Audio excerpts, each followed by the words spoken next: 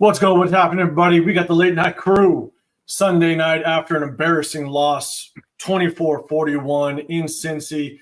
One of the things is going into this, my first thought was, are we going to, like in true Raider fashion, we're going to make this happen?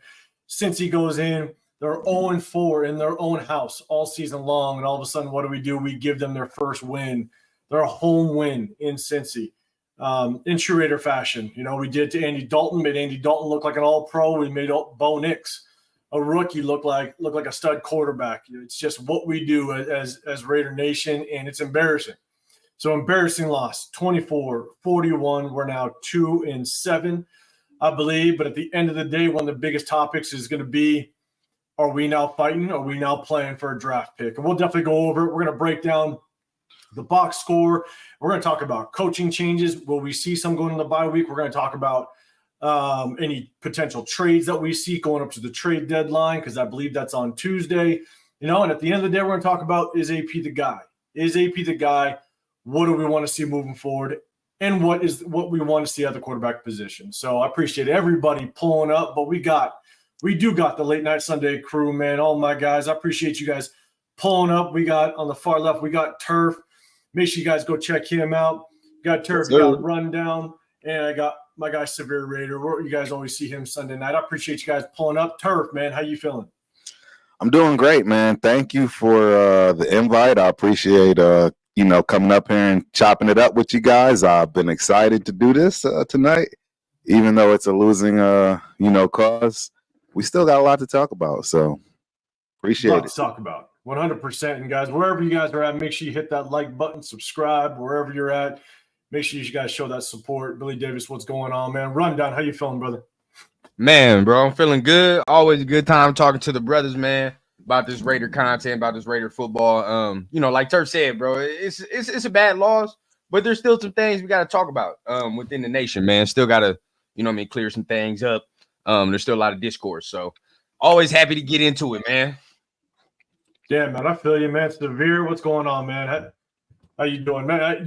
You took the kids to a movie, and we just talked about it. I'm like, man, maybe you should have took them before the game, because shit, man, it was a tough one to watch, man. Yeah. But how you doing, man? Oh, man, hashtag SS, hashtag unbothered. Man, hashtag it is what it is. It is what it is. I can't get mad no more, man. I just be watching it. I just watch it just to talk to you guys about it. I don't even watch the game. This is what I look forward to on a Sunday. It's no more we're looking forward to a game. It's just looking forward to chopping it up with the boys. Bro, I'm gonna be real. I'm watching the game with my pops. They start to give us that hope a little bit, and he like, man, we could do it. I'm like, dog, so sad. I'm like, it's so sad seeing it in real time, bro. You know what I mean? They be giving my man hopes up, bro. I'm like, it's all right, man.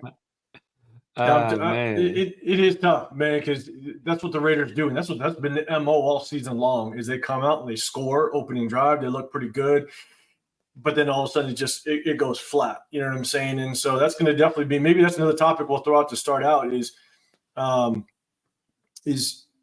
obviously there's offensive issues, but are there issues on the defensive side as well? So we'll definitely talk about that. We're going to get the box score first.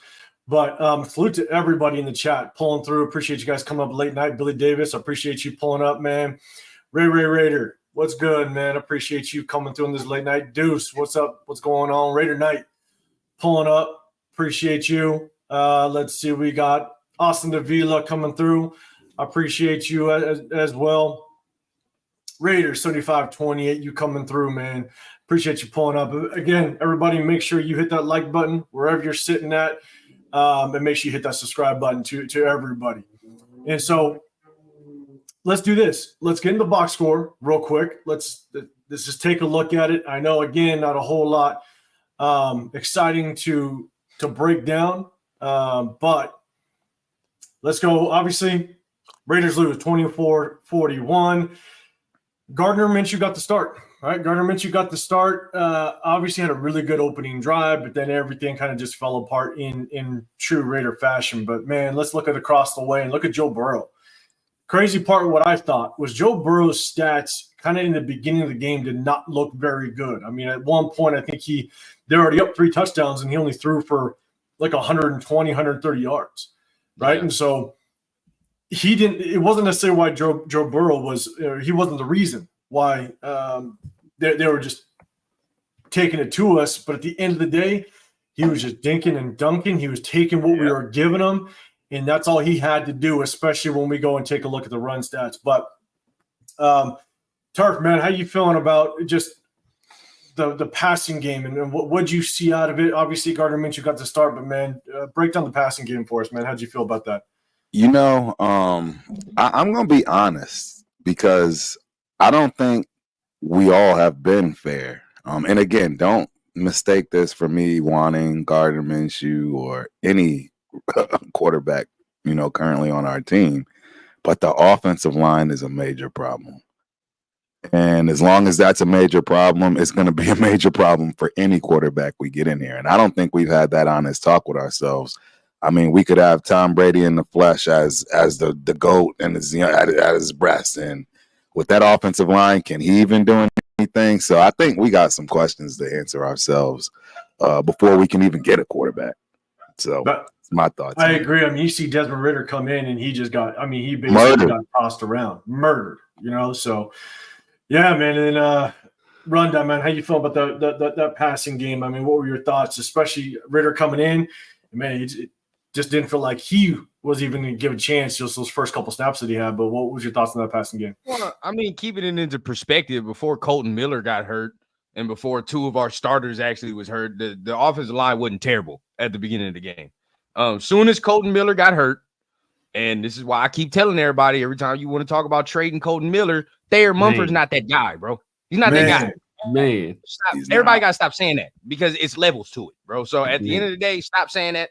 We know what time it is now. All right. So soon as Colton got hurt, it was bad. But as far as the passing game, I mean, it was timid a little bit to me. I mean, we tried to go downfield a little bit, but there was no rhythm, no rhyme, no reason again. I mean, you know what I mean? Soon as you get off the opening script, it's every game. Soon as you get off that opening 15 plays, bro, it's a wrap. Like we don't have no, counters to what the defense is going to try to do to us. They're zero.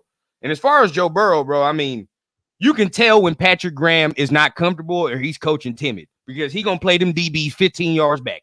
Every single game where you like Patrick Graham ain't comfortable, bro, them DBs is 15 yards. And with a quarterback like Joe Burrow, he'll gladly take that 100% all day, every day. He's not Patrick, you know what I mean? Like where he'll make a stupid throw every once in a while. Like he's not going to do that, bro. He's going to take what you give him. I'm telling you, I agree, and so that's kind of the passing game, but severe, man. I'm going to throw it down to you because here we look at the rushing game, right? Once again, we could not get the running game going, and shout out to Deuce Sweet Feet Mumford, man. I'm telling you, maybe he needs to be sitting at that receiver spot, man. I'll tell you right now. Yes. I mean, he lost his calling. You know what I'm saying? He got an opportunity last week and that fell through. But, man, Severe, what's your thoughts on the run game? Obviously, could not get it going. Alexander Mattison, 36 yards, a long of 9. Amir Abdullah didn't really get too many touches. Amir White obviously got the carry on the goal line. But not only do we have issues on our side, look at what Cincy was able to do on the ground. I mean, break down this run game, man, both for us and what we saw – Cincy just kind of take it to our defense. Yeah, man. I like this run game is bad, man. And it stems a lot from the offensive line. I mean, there's not a lot of places for these running backs to go. And, you look at some of these, and everybody wants to point to play calling. Like, I watched the Lions, and their play calling ain't like some extravagant like play calling. Like they're doing something. So it's just they have one of the best offensive lines in the league.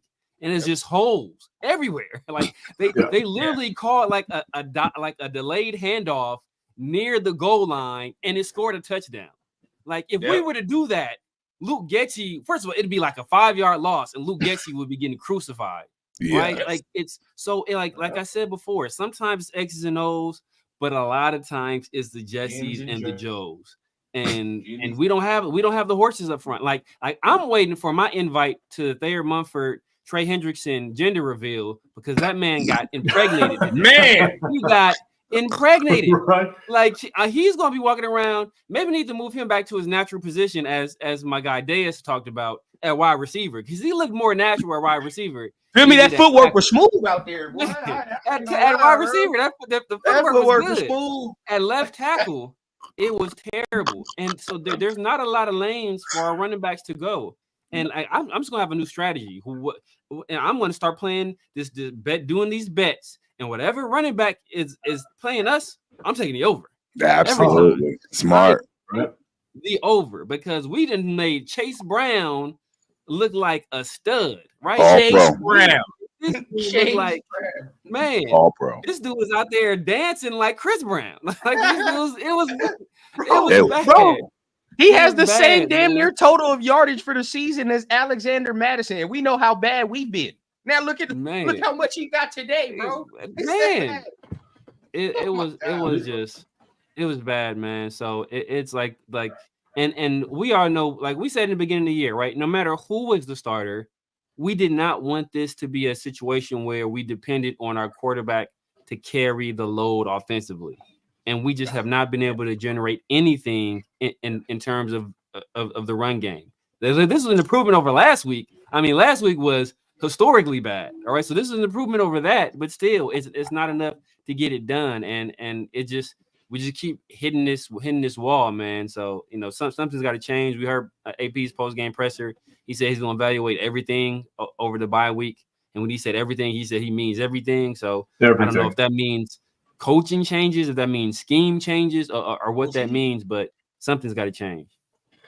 Yeah, here's my thing is I am more concerned, to be dead honest with you, and we'll talk about this once we kind of get out of the stats and everything, and I don't want to spend too much time on it because it's just disgusting as much as that score looks. But here's my thing is I'm not so much concerned about our running game as concerned about our run defense. Because look, there's reasons why our running game doesn't work. Our offensive line is just not there, right? You have constant injuries. We had 3 injuries today to Colton Miller, to Andres Pete, to Cody Whitehair. And then you have Dylan Parham that comes in that, in my opinion, I don't think Dylan Parham was meant to play today. I think that they were trying to basically have him ready for an emergency purpose, just in case. I think they want to kind of ride through this game without him getting in the game. And unfortunately, because everybody goes down, he had to be placed in the game. And so we already have so many injuries on the offensive line that I'm not too concerned about the run game, only because we have so many injuries. So it was going to be trash anyways. I got a big concern of our run defense. We got Divine Diablo back. We still have Spillane sitting there, even though Christian Wilkins isn't there. I understand that's a big piece to it, but at the end of the day, there's no way you let Chase Brown go for 120 yards. Like that's just if that is where our run defense sits, we're in trouble because we don't have much help at all. Yeah. So that's real, bro. That's 100%. I mean, we kind of knew. I mean, we talked about it a lot, even back to the preseason. I think a lot of us said if Christian Wilkins and a lot of them starters ain't playing, it's pretty ugly for our defensive line because you can see it in the preseason. We was getting gashed in the preseason with the run. And we was like, all right, well, that's a little concerning, but a lot of us brushed it off, right? I mean, and now them same dudes that was playing back then is playing now. So up front, we not the same either. And like you said, 805, them linebackers today, disgraceful. Yeah. Disgraceful performance. Terrible. It's terrible. Both of them. This is brutal. And this was Diablo's worst game since the Chargers game, and this was Spillane's worst game since the Panthers game. It's like it was Spillane shouldn't have been playing. We all know he wasn't all right from last week. You know what I mean? Let's keep it a bean. In my opinion, I don't think they took him out. They took him out the end. Eichenberg. Eichenberg, man, I'm telling you, he had to get in there just for severe. But dudes, appreciate the super chat. He's basically saying need stuff runners, stout O-line, then a quarterback. Let's up and go, Raider Nation. 100%. We just talked about it, right? We need run stuffers. 100%. Obviously, Christian Wilkins is a tough loss, but man, the linebackers need to step up. And to your guys' point, I do think Spillane might have been a little under, not 100%, because I think all of us can agree that injury that he had last week, and he actually came back.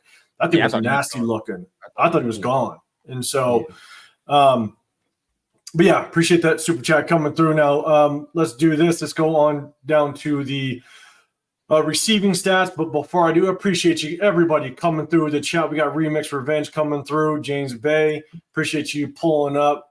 Tanner Jack, Raider Clan. Yeah. Joey Boa, appreciate you coming through as well. Tony Peppers coming through.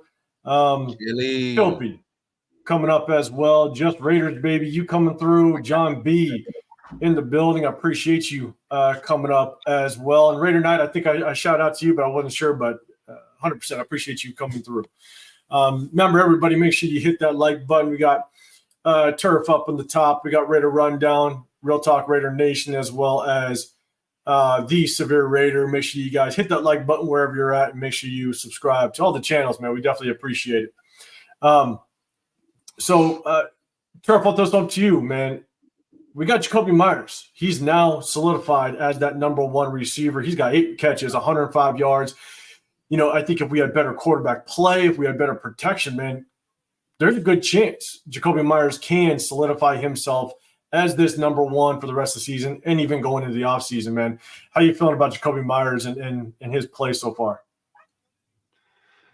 Yeah, man, I ever since Jacoby Myers came back, I think he's been, you know, getting better each and every week. You know, this game you see him flash, you know, in the open field.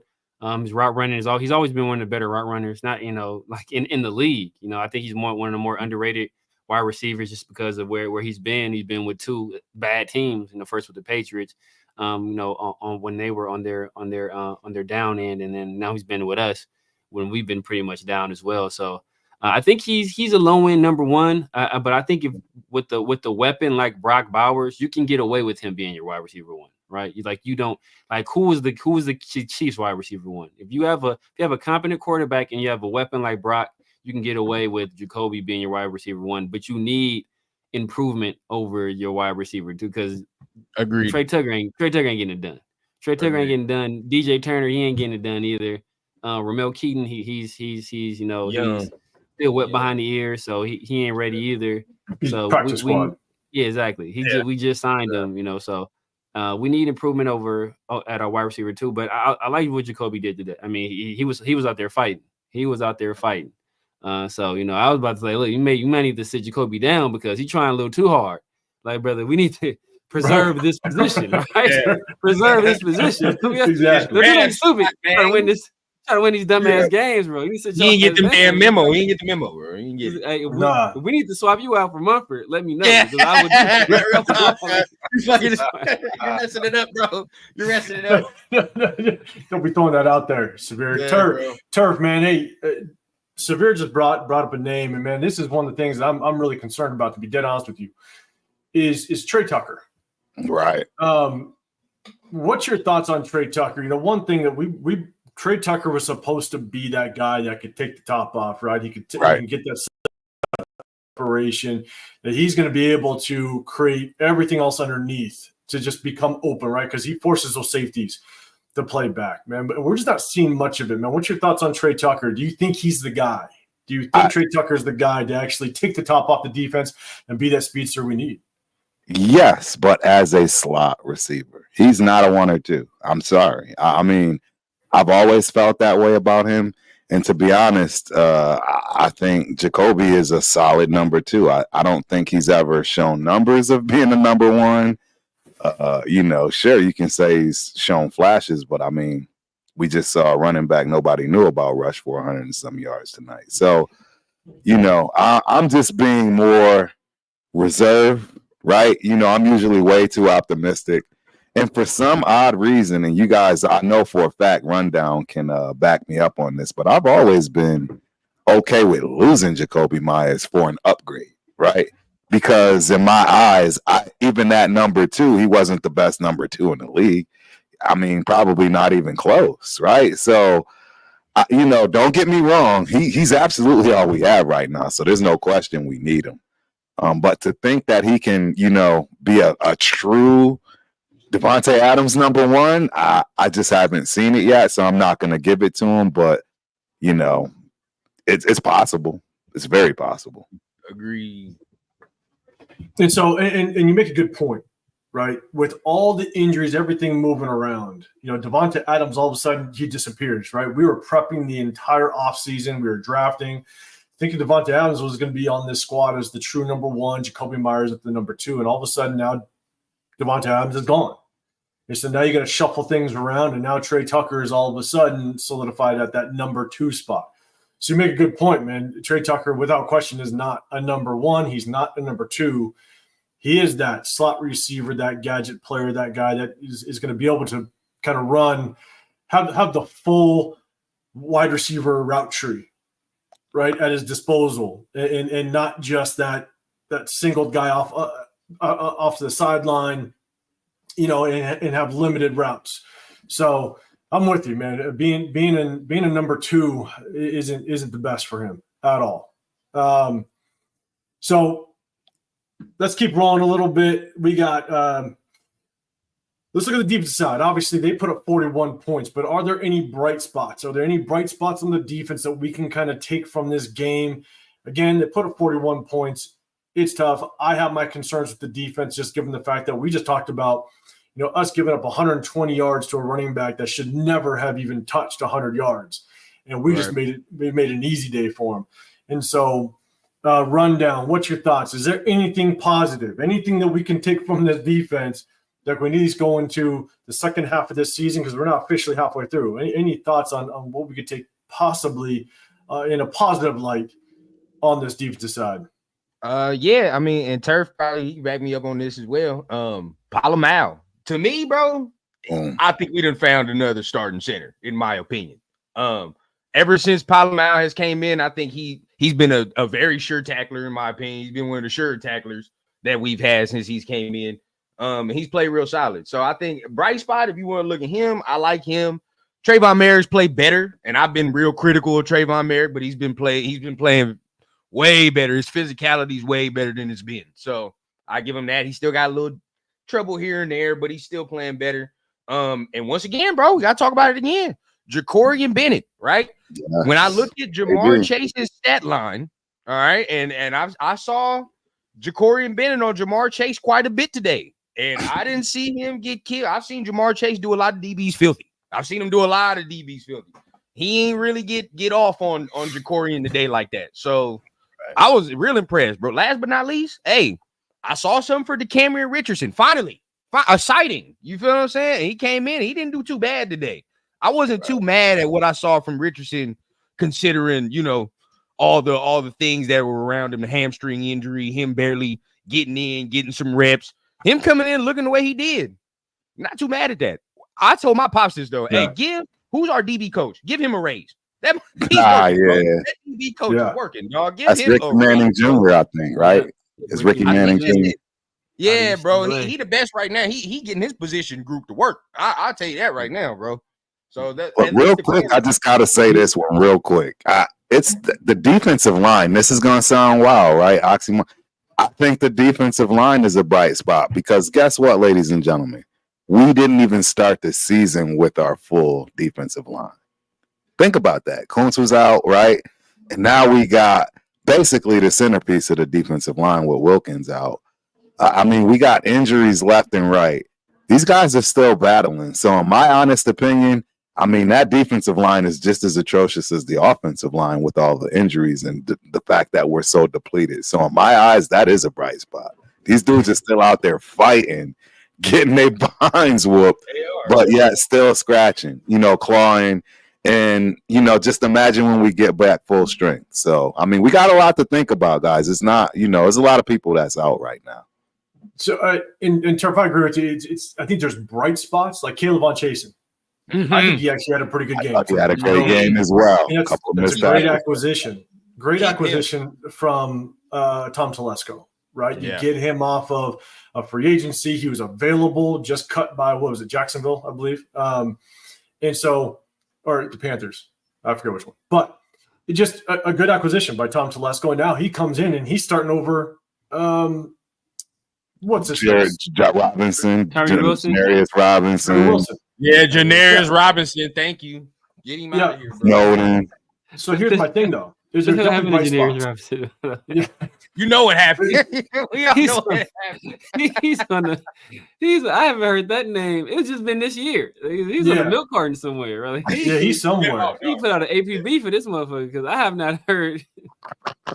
Remember, he jumped off sides. I think he jumped off sides in one of them games, and we ain't seen him since.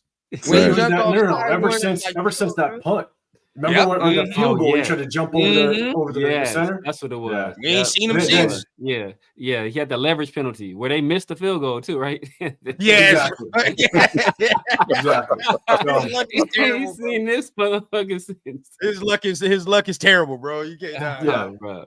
He's done for. And so here's the thing, right? Bright spots on the defensive line, but at the end of the day, I mean, we just cannot give up the type of rushing yards that we did today. And so there's definitely fixes that we need. But there are some bright spots. James Bay, you're saying, is it me or does number 7 get more tackles for losses than our linebackers? You ain't lying. You ain't lying. He did. Yeah, you know, and more play today. You look at all the top tacklers, right? There's one linebacker in there. And that one linebacker, he only has one solo tackle. So that means he was rallying to tackle somebody that's already getting tackled. Correct. He has one solo tackle. So if you look at our guys with the most solo tackles, they're all DBs, and that is bad. That's a losing day. Very bad. That's a I losing saw day. both safeties coming up making more tackles than the linebackers at points, bro. Like the linebackers getting washed out, and it's up to both safeties to come up and field, bro. I'm like, bro, what's going on here? It don't make no sense. Yeah. Trayvon Merrick, he's fighting for that extension. Yes, I think he was the one that got beaten that last touchdown, in the back of the end zone. So it's tough, but at the same time, he's coming up and he's fighting for that extension to be basically one of those box safeties that comes up. Would y'all bring him back? Depending what the price tag is. Yeah. Yeah. Right. So I'd be depending on the price tag. It's got to be a him probably I agree. Before Marcus Epps at this point. Oh, yeah. Oh, Palomalu's a problem for Epps. He's a problem for Epps. Oh, yeah, I could justifiably say I could not re-sign Epps and keep Palomalu, in my opinion. Right. Yeah. So, and again, rundown to your point, like the defensive backs, 100%. Jack Jones, he got that pick 6, which was beautiful, but then he's still very suspect a little bit when it comes to the coverage. I mean, he is not what we thought he was going to be, that lockdown. Ja'Cory Bennett has now become what we thought he could have been. Ja'Cory Bennett's doing a damn good job. And so, I think the secondary, could we add a second piece to it? DCam Richardson, he had a little bit of a bright spot today. And so it's definitely something on the defense we can hang our hat on when it comes to individuals. But as a unit, we got a lot of concerns, 100%. And so I just want to shout out to the new people coming. SoCal, saw you pulling up, man. I appreciate you. My guy, man. What's going on, bro? Queen Raiderette coming through. Diehard Raider. LA Raider 11. Appreciate you pulling up as well. We got a Chiefs fan. I'm not going to put your name up here very often, brother. I'm just letting you know, Ian 16. I'm just letting you know. All right. We hurting over here, but I appreciate you pulling up, man. So let's talk real quick, and we'll talk on it briefly. Penalties. Some key penalties. This is one of the things that really is starting to bother me, right? We have key penalties at certain times, which we just have to get over. We have to be able to clean this up. And I think that's one way that Antonio Pierce can kind of prove that he's the right guy for the job. Because he's got to show that we can be a disciplined football team. The record's not going to show it, right? But if we continue to have these penalties, like who was it that jumped on that fourth and Mauga? Mauga. Yeah. Stuff like that. You have to clean that up. You have to show that you can be a disciplined football team in order to find success. And as it stands right now, we are not a very disciplined football team. And in my opinion, that is fully on the coaching staff. And so, Sahir, what's your thoughts on the penalties, man? It's interesting because if you look at last year when Antonio Pierce took over, we were one of the better teams in the league in terms of penalties. Look at the beginning of this year. We were one of the better teams in terms of penalties. So I don't know what's happened over these past, like 4 or 5 weeks where we've really fallen off of a cliff, because it's been something that we were, like I said, most of his tenure, we've been pretty good. So I don't know if it's a situation where now we got these scrubs in there, like these scrubs. Bingo. You hit it right on the head.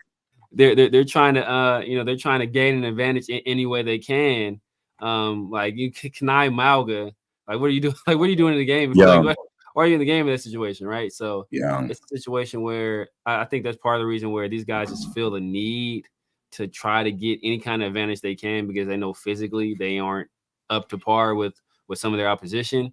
These guys have been practice squad guys and they've been on, the scout team and developmental guys. Doing that kind of stuff. So now they're in live game action in a hostile environment against one of the better quarterbacks in the league. And like just situational awareness. You kind of know there, like look out for the hard count. It's 4th and 2. Like they're going to try to hard count you, and you have to know that. But at the same time, that's something like you're a linebacker coach, you're a head coach to say, look, do not jump here. Do not jump in this situation, right? And hopefully AP relayed that message. And if it's a situation where he relayed the message and the guys just didn't pay attention, then I don't remember seeing Kanai Malco on the field. I mean, maybe that could be a reason. The same thing with Janarius Robinson. So it's only so much you can do, right? Like it's only so much you can do to discipline a guy. You take away their play. Like one of the main things is you take away their playing time. But it's growing pains. But damn, look, you ain't got nobody else to fucking play. So it's like who gonna be playing? Like this is exactly why coaches don't like to play young guys. See, this is the stuff that we're not paying attention to. Y'all said it already. Last year when he took over, we had the least amount of penalties. Well, there were a lot of veterans out there playing. Even when we started, we had way more veterans and people 2, 3 year, 4 or 5 year players out there playing. But now everybody's injured. You got a whole bunch of young guys out there playing, and that's just going to cause mistakes, period. It doesn't matter what team you're on. That's the stuff you have to deal with. And look, let's keep it all the way funky, bro. We all be around football at this point. Yes, like Severe said, a coach can tell you, hey, bro, don't jump off sides here. It's 4th and 2. I can talk to you till I'm blue in the face. Don't jump off here. And your dumb ass still jumps off side. Now all 10 of us is looking like, bro, what are you doing? Like you see how everybody looked at him? He nobody even, hey, you're good, bro. Nobody said that to Malcolm when he walked off. Everybody looked at him like, you dumbass. Like what's wrong with you, bro? And sometimes it's like, yes, we can be mad. And sometimes we can be mad at the coaching staff for certain things they do, bro. But like y'all are saying, we don't have the guys, bro. We just don't have the guys. I mean, either they're too young, they're not talented enough, or whatever the case, bro. Like still, you know what I mean? It's like we're seeing a whole bunch of scrubs in certain positions where it's like, would you usually trust this dude in this situation if we weren't as injured as we were? I don't think so. No. And so here's the thing is for everybody that agrees that our defense, we're injured, right? There's so many rotating pieces going in, and it's tough. It's really tough to be able to have that consistency, that chemistry within one another, especially on the defensive side, right? The defensive side, it's all about trusting the man next to you, making sure that you trust that he's going to do his job so that you can do yours, right? You got to work as a unit, 100%. If you believe that to be true, then I better see that same energy on the offense, because you want to talk about how banged up our offense is. Our offense is probably 2 to 3 times worse than our defense. It's so much harder for an offense to find chemistry than a defense, right? You got guys like Max Crosby. There's not a whole lot that he needs help in order to find success, right? He comes off that edge. Yeah, sometimes it's good to have some pressure from the other side to kind of help keep the quarterback in the pocket. You saw that one play that Max Crosby made on the runner in the game where he shot down inside the gap, came down the line of scrimmage, tackle for loss. That's all Max Crosby.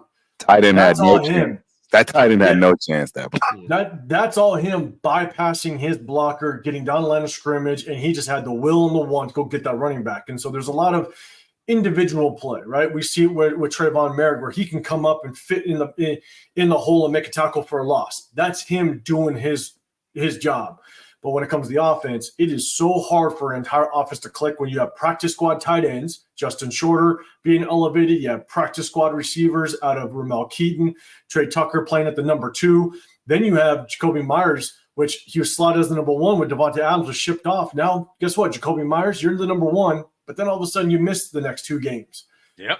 Right? Harrison Bryant, halfway through last week, he gets hurt. Right? And then he got hurt today a little bit. And then you got all these missing parts on the offensive line. Good luck. Good luck finding any success in the offense when you literally have so many missing parts that you didn't plan for. Again, Devontae Adams shipped off. Michael Mayer, some mental health issues. Now he's gone, right? These are just missing parts that you just didn't expect and couldn't plan for. And all of a sudden, now you think we should be putting up 30 points a game. It just ain't going to happen. Again, and I'll say that this is kind of my last piece on this is look at prior to playing us, look at Patrick Mahomes' stats when he lost Isaiah Pacheco, when he lost Rashid Rice, when he lost no, he looks like a bottom tier quarterback with his stats. The defense is helping him. Look at Matthew Stafford. Matthew Stafford when he lost Cooper Kupp, when he lost Puka Nacua. Yep. All of a sudden, Matthew Stafford, they scored 2 first-half touchdowns in the first 6-7 games. Yeah. They just couldn't score. They couldn't move the ball. And not only are they veteran quarterbacks, but they got some of the best play callers between Andy Reid and Sean McVay. You got some of the best play callers on that sideline, and their offense is still trash. So how do you expect a Luke Getsy and a Gardner Minshew? Now, Gardner Minshew is making his own mistakes that I think are self-inflicting wounds, but how do you expect an offense to even perform with all the missing pieces, with all the players that are now being shipped off, and now Michael Mayer just kind of MIA? How do we expect this offense to even produce? It's just not going to happen. And so that's why it's really hard. We can point and blame, but as a majority of a Raider fan base, I think we all just want to see points put up on the board, but we don't understand fully what it takes to actually put points up on the board. And you just look at those examples of the Chiefs, you look at the examples of the Rams, their offenses are horrible when their pieces are missing, and they got some of the best play callers on that sideline. So it ain't easy. It's not easy. So you spitting 805. There was people talking about before this game, we need to go score for score with the Bengals in order for AP to keep his job and all that. I'm like, bro, you setting yourself for failure already, brother. We're not gonna do that at all. I don't know what you thought, bro. I don't know what you've been watching. And it's also tough given the fact that you now have Gardner Minshew that starts, and then you bench him to put Aiden O'Connell in, and all of a sudden Aiden O'Connell breaks his thumb halfway through the game, and now you got to go back to Gardner Minshew. It's like on the third. It's like at what point? At what point are we going to just kind of understand this is what our offense is? We'll be lucky to score 2 touchdowns in a game with this type of offense. So it sucks. But now that we talked about the offense, I'm real quick. We touched on it a little bit when we were going over the stats, but when we talk about offense, we also have to talk about the defense. The defense we have some major concerns. We let a Cincinnati team that has been struggling all year long to all of a sudden wake up in true Raider fashion. We let them wake up and they put 41 on us. And so, Turf, let me throw it to you, man. What are your concerns? Do you got big concerns with the defense moving forward? Not really. I mean, the only problem we have defensively is depth. I mean, and we knew that, again, from the very beginning. If you listen to anything TRS related, after the draft, before the draft, right, every which way till Sunday, the number one issue we have always said defensively was depth. And before you knew it, we had a star starting player in Kuntz out before game 1. That was something that couldn't happen. Not for us to actually have a playoff run, if you will. You can deal with a subpar offense, but it's impossible to do anything with a subpar defense. So, I think it's a bright spot. I really do believe our defense is holding their own based on the circumstances. They're playing the best they possibly can play, and it's just a matter of depth. I mean, we just don't have it. We don't have the guys that the front office and the coaching staff wants either, right? You got to remember, there's still probably 20, 30 guys out there that they really don't even care to have, but hey, it came with the territory when you were crowned with the job. So, yeah, and I can't wait to talk a little bit more about this AP thing. I don't want to hijack it, but I just, man, it's so strange to me how people have completely turned. Like, the guy has barely been in. He's barely been in a year. I mean, even McDaniels, right? Didn't he at least get a year in? Like, he got over a year, right? Like, we got to give the guy a chance. He is, too, also a rookie. I don't want to hijack this and go directly to that. But yeah, we got to get into this AP talk because I think we're doing him a huge disservice. You know, the way that we're out here contemplating like he's been around for 3 to 5 years as a head coach. It's just not right. So let me ask you. When we say that the depth is the problem, one concern, I look back at just our previous games, right? We let Andy Dalton score at will on us, and I don't know if that was necessarily a depth issue. And then we all of a sudden we let Bo Nix. Bo Nix looks like an absolute stud against us, and he's been. I think the only other team that allowed him to look like a stud, I think possibly was the Saints defense.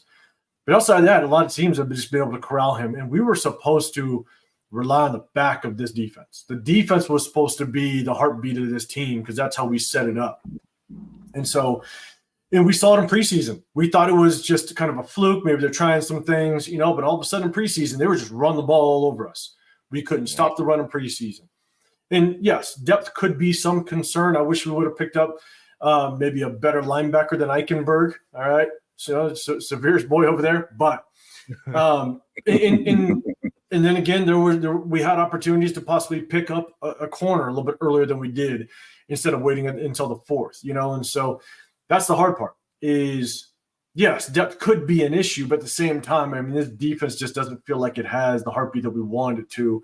And we have a defensive-minded coach that we thought was just going to be able to pull everything out of this defense and make that side work. If we can get one side to work, we're hoping that it was going to be the defensive side. And unfortunately, it feels like we are just a mess on both sides as it stands right now. And so, can I say this real quick? I don't understand why when the defense don't play well, it's always just AP's fault, and nobody be pointing at Patrick Graham as. Patrick Graham in multiple occasions has games like this, bro. There's a track record. How long has Patrick Graham been here, bro? We've seen multiple games like this since Patrick Graham has been here. There are games where he's just not aggressive, where he likes to play back, right? And we're like, and guess what? Second half, soon as we started blitzing Joe Burrow and made him come uncomfortable, what happened? Turnover. We start looking better. When you want to 15 yards back, like you're timid, like you're like, oh my God, I don't want them to make a play on this defense. Guess what, bro? We see Jamar Chase and Joe Burrow make plays on 31 other teams.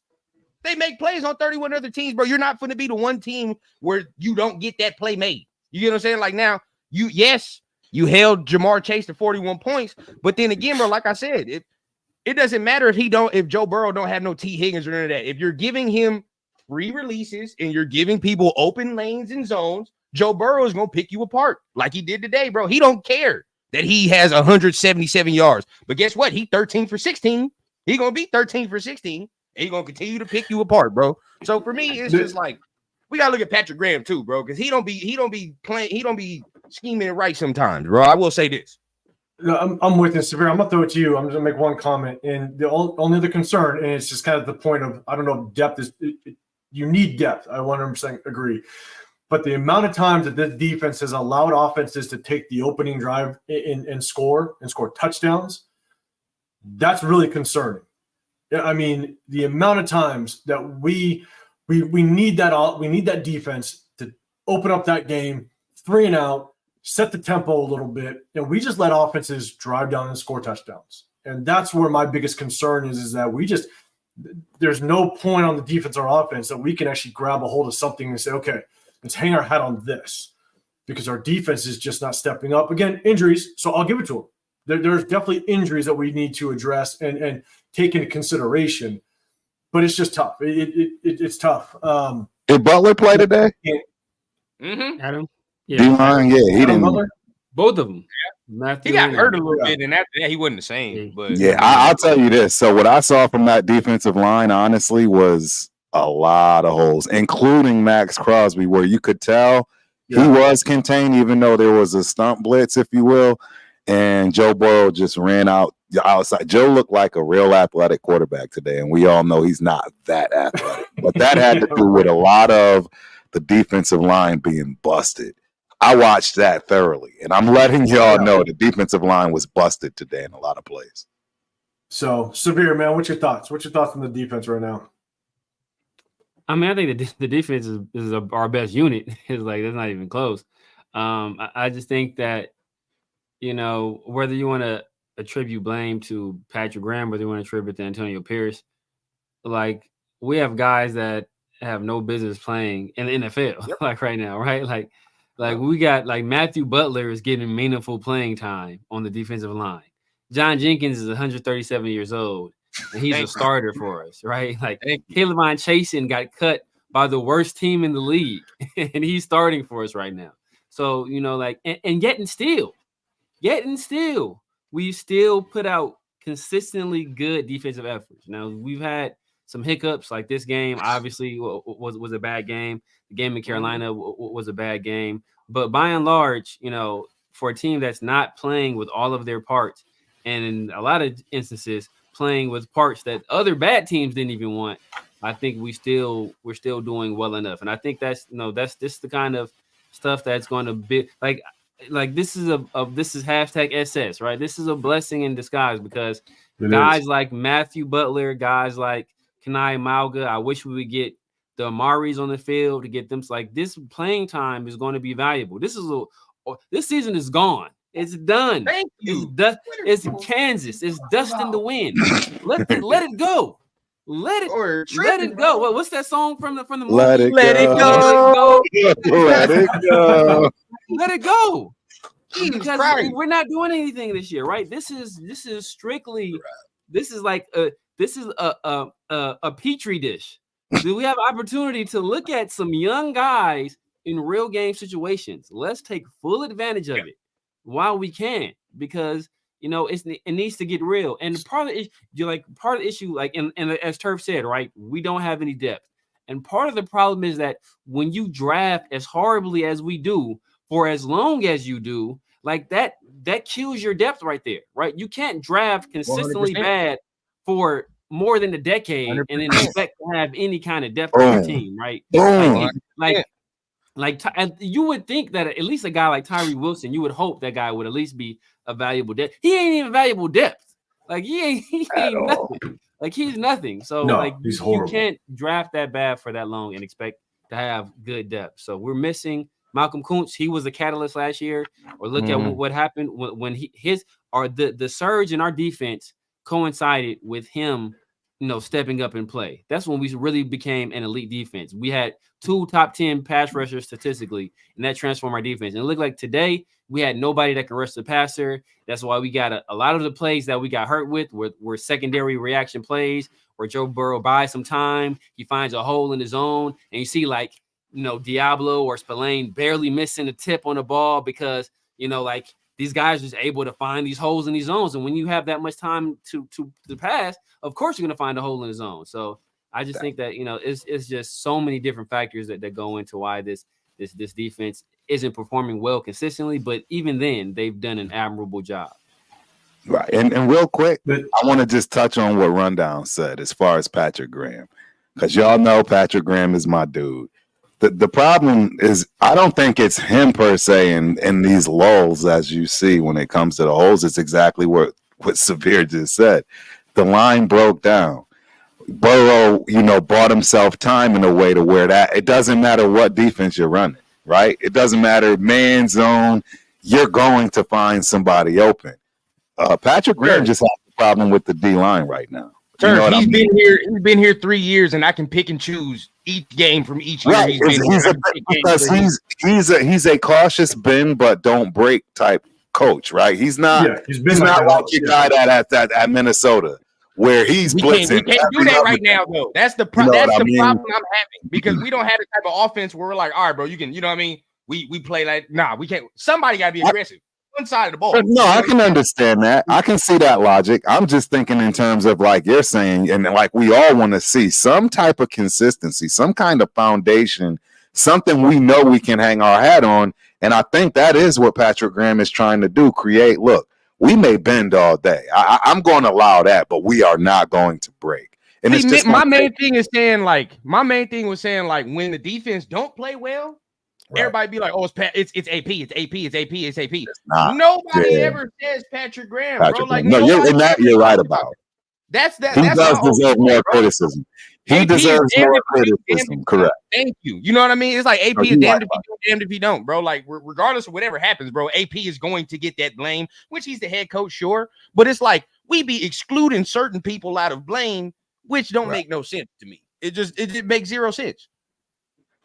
Yeah, we got that question 8:05.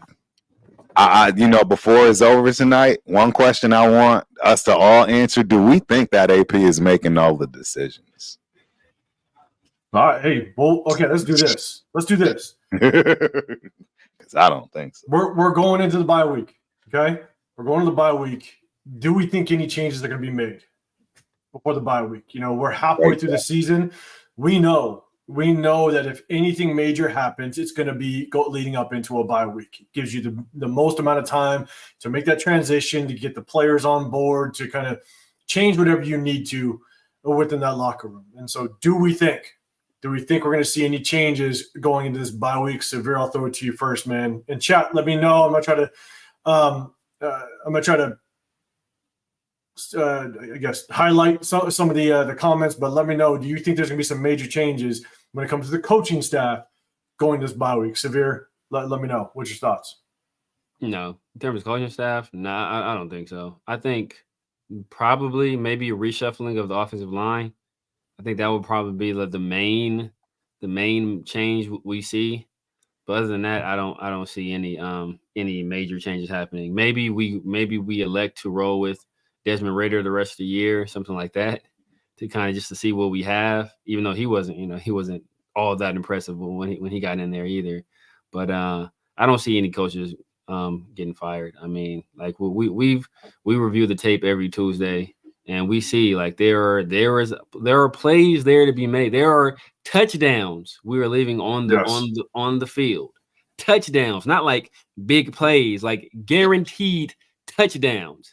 And so we can't, like, that's not a Luke Getsy thing, right? Like that. And I'm one of the people that always says I'm always big on player execution. All right, like you have to see the play there when it's there, and we haven't consistently done that. Maybe Gardner Minshew need LASIK, right? Like apparently that helped. Maybe Gardner Minshew need LASIK surgery, because like he's not seeing the plays there. So I don't expect any big changes to be made.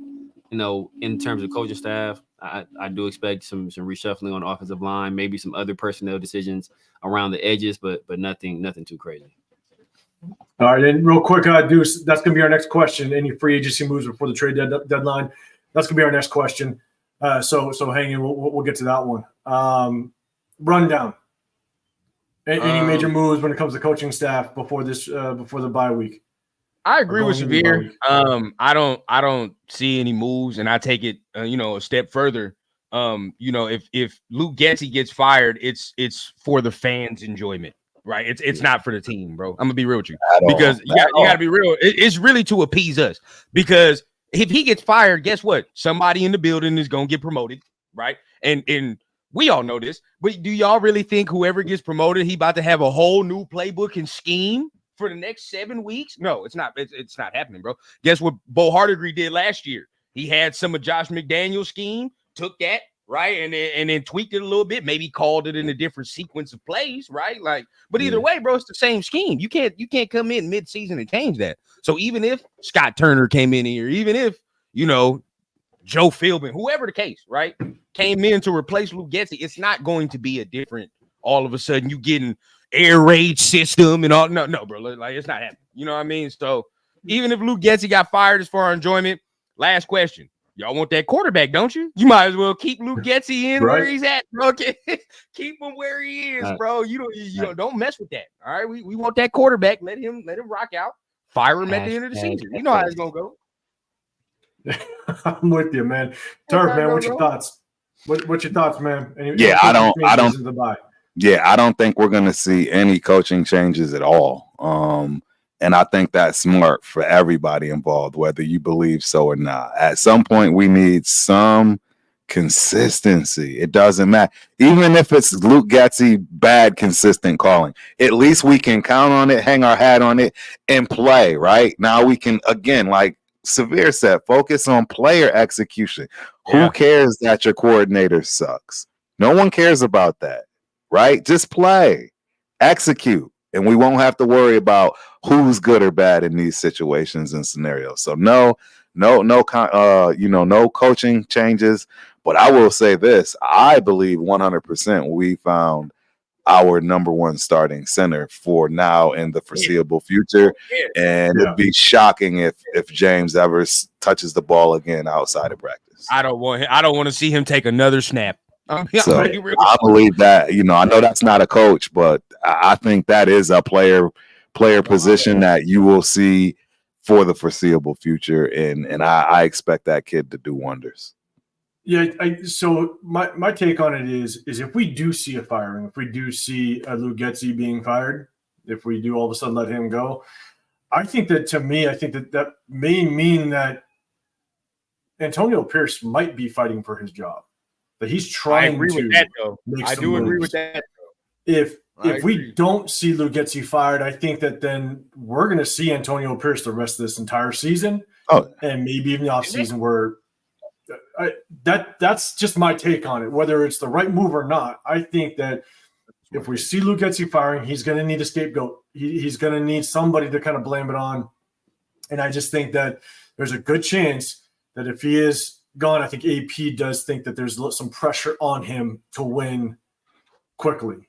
And again, not to say that's the solution, because at the end of the day, I don't care who you are. You could bring in any offensive coordinator. You're not going to be able to fight through all these offensive line injuries.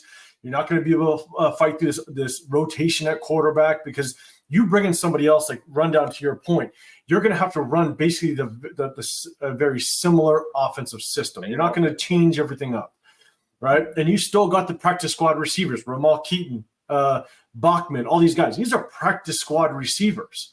You're not going to be able to all of a sudden rewrite the ship with practice squad guys and a rotation at the offensive line, rotation at the quarterback position, practice squad tight ends. Justin Shorter, practice squad tight end, elevated every single week. There's nothing that this offense is going to be able to do to kind of turn this thing around. And so I don't foresee any firings. Again, that's just not on me. And again, run down to your point. If we do see it, it probably is a whole more to just to satisfy. Shut us up. Let's be real. Yeah, shut the fans up, bro. You know what I'm saying? Shut us up. Exactly. I think that needs to stop as well. I mean, I love it. I know that Chris definitely doesn't believe we have the best fan base on the planet, but I think that they need to stop paying attention to us, period. I think that was a Mark Davis thing too, guys. I hope I'm right in that it is a Mark Davis thing, and all this outside noise, none of the front office and coaching staff cares about. This fan base don't know what we want. I'll be real with you, bro. We are so bad. I will say this: Chris is right when he says we have the worst fan base when it comes. We got some people still trying to win games. We got some people talking about Jamarcus Russell. Come on, bro. Yeah, I mean, hey, we got people still talking about ALC, and y'all know I'm the biggest ALC supporter on this panel, and I'm letting you know it's a wrap. It's a wrap, bro. It's a wrap. Someone asked the question a little bit ago, and I kind of want to ask you guys real quick, and we'll touch on it real quick because again, we got some more questions. We're definitely going to go into some potential free agency moves or some trades before the trade deadline. Right. Real quick, Severe, I'll throw it to you first. Do you think Antonio Pierce is the one calling the shots? At the end of the day, do you think it is? Does Antonio Pierce just have does he have full control of all the decisions being made when it comes to the team, right? When it comes to free agents and stuff like that, Tom Telesco, that's his side. But do you think Antonio Pierce has 100% control over this team? Yeah. Yeah, I mean, now does he rely heavily on the advice of others? I believe so, but I think that's what effective leaders do.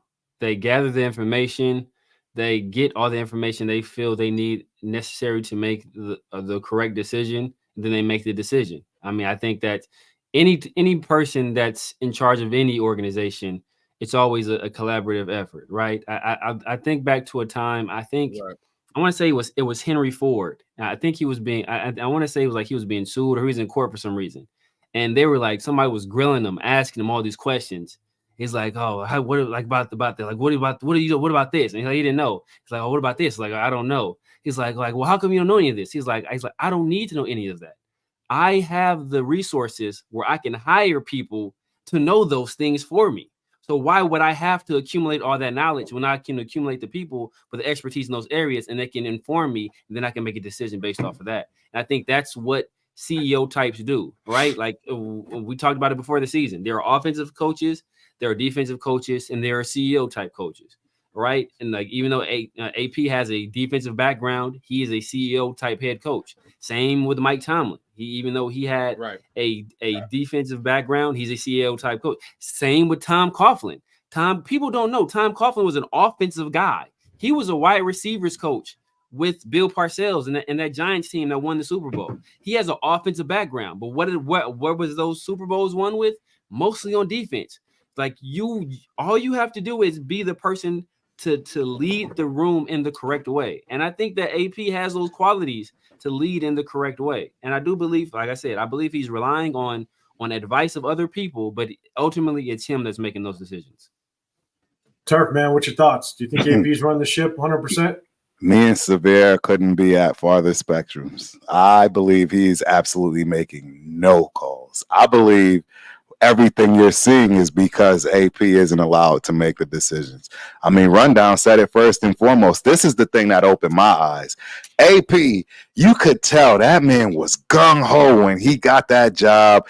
He was out there running his mouth, saying all these things he wanted to do. We are not going to have a Band-Aid as a quarterback. What do you have? You really think AP made that choice?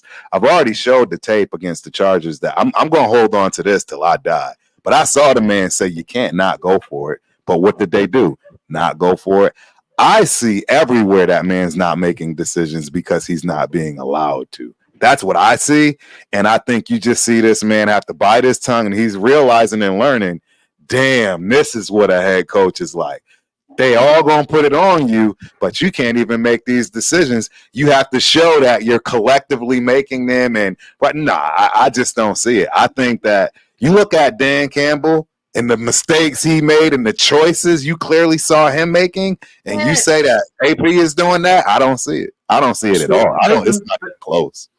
Rundown, I'm going to throw it at you in a second, but do you guys remember, I believe it was the first draft day, right? We picked up Brock Bowers, and there was that weird when Antonio Pierce was in the draft room and Tom Telesco, they kind of crossed each other, but they didn't even acknowledge each other. Nothing. There was nothing between them, and you almost kind of got this feeling that did AP like that pick? Were they not on the same page? I don't know if you guys remember that, but everybody kind of talked about it, and everybody asked Antonio Pierce. They saw that same reaction. They were like, "Wait a second, were they on the same page?" And so I don't know, and then that's hard. To your point, right? Did he want Minshew as a quarterback? No, but when it comes to roster moves, it's tough because that's all Tom Telesco for the most part. Yeah, right. So Rundown, what's your thoughts, man? Do you think AP's run the ship 100%? Real quick, bro. It be comments like this right here, like you just had right here that show all that. Like we don't have no defensive coordinator. That's all I be talking about. Like we don't have no defensive coordinator, it's just all AP. But secondly, it's hard. Roster, like you said, bro, I don't think he's making all them decisions like that because I think they're going to default to the veteran presence, which is Tom Telesco has more experience. So they're going to default to that, which you saw, which kind of scares me a little bit going into next offseason, but that it is what it is. It's conversation for another day. But when it comes to the play on the field, though, I think he has more control than that. Now, I do feel like on the offensive side, I feel like he delegates to Luke Getsy too much, in my opinion. I feel like he'll say what he wants to do, but in more times than not, it just feels like he'd be like, Luke, do it. You know what I mean? Like, Luke, call the game. It's your vision. It is what it is. Now, you live and die with that if that's the type of coach you're going to be, right? Because if you have an actual good offensive coordinator, you're going to let him do that. You're not going to headbutt into the scheming and what he's got going on. You're going to let him scheme. But we ain't got that. right? So you trusting this offensive coordinator, it makes you look dumb in the process because he's not all that good right now. Now, yes, the players are bad as well, but he could call a better game. You know what I mean? So it goes hand in hand. So I don't feel like I feel like Mark Davis put the training wheels on this year, in my opinion. I feel like Mark was like, all right, bro, because once again, I'll die on this hill. I don't care what nobody tells me, bro. We don't know this man's contract. We can all speculate and assume as much as we want. We have no idea if Mark Davis came to this man and was like, hey, bro, you got as much time as Josh McDaniels got. I'm going to tell you that right now. You got as much time as Josh. Josh got a year and 8 games. That's what he got. So, bro, we don't know if Mark told him that. If Mark told him that, it's very easy for me to say, like, all right, bro, you got the training wheels on this year. Honestly. Like, and it kind of looks like that sometimes with the way he does stuff. So I will say, I don't think he's making all the decisions. I'll be like that. Now, I will say when it comes to the field, we do got to look at him a little bit more. But off the field, ain't too much he's doing, in my opinion. I'm with you, Nate. Big 183. I appreciate you. This is like your favorite race car driver having a bad engine in a bad crew pit, but it's all his fault. Honestly, if you lay it all out, right, that is the tough part. Exactly, right? Right. You could be the best coach in the world, but man, if you just have all these injuries, these moving parts, these things that happen unexpectedly, then now you got to throw everything around and shift parts all over the place. It's not easy to put together. And it's like the example I just stated. You look at the Chiefs offense and the staff in the Rams offense when they have missing pieces, they just don't look very good. And they got some of the best play callers on that sideline. So It's hard. It's not easy without question. Real quick, I appreciate everybody in the chat. I'm trying to get through some of these comments. I'm trying to put them up on the screen for you guys. If you do have a question for us, hit that hashtag Raiders, and they'll catch my eye, and I'll try to bring it up and try to get some answers for you guys. But one thing that I do want to say is make sure wherever you're at, make sure you hit that like button, hit that subscribe button. We got Turf on the far left, Ultimate Raider Fan 32. Make sure you guys go and check him out. Hit that subscribe button. We got Raider Rundown, and we got the Severe Raider up on the right-hand side. I appreciate you guys. And I'm 805 Raider, Real Talk Raider Nation. Make sure you hit that like button and subscribe at the same time. And turn that notification bell because a lot of you guys do lives, and make sure you're notified when we do go live. Turf, you got something? Real quick, I'm seeing so many comments. Again, if this isn't an indicator, bro, it's driving me crazy, bro. One of them is this. They keep talking about firing Getsy. The man didn't want Getsy to begin with. What makes y'all think he has the authority to fire him? The reason we have him is because Mark wouldn't open up the wallet for another $1 million. We know that for a fact. We already know that, right? It was already given facts that he wanted Kubiak or somebody else, but the problem was it was an extra $1 million that Mark didn't pay. So why do y'all think that this man has the ability to fire an offensive or defensive coordinator? Where does this come from? I just don't understand the logic. I don't see where you think he has that ability. So I think ultimately, there are very few coaches in the league that can just like fire a guy. Like there are very few coaches in the league.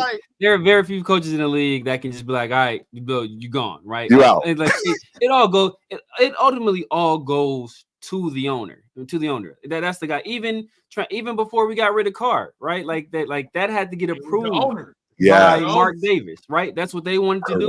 They had to run it up the flagpole to the guy who writes everybody's checks to make sure it was okay because of the potential financial ramifications it would have on him and on the organization. So so full stop there. Nobody just has carte blanche to just do whatever they want to. Now, do I think that if he went to Mark Davis and was like, look, I need to make this move for the success of our team, do I think Mark Davis would sign off on it? I think, or him and Tom Telesco, I believe so. I believe they would sign off on it if he went to them with a compelling case.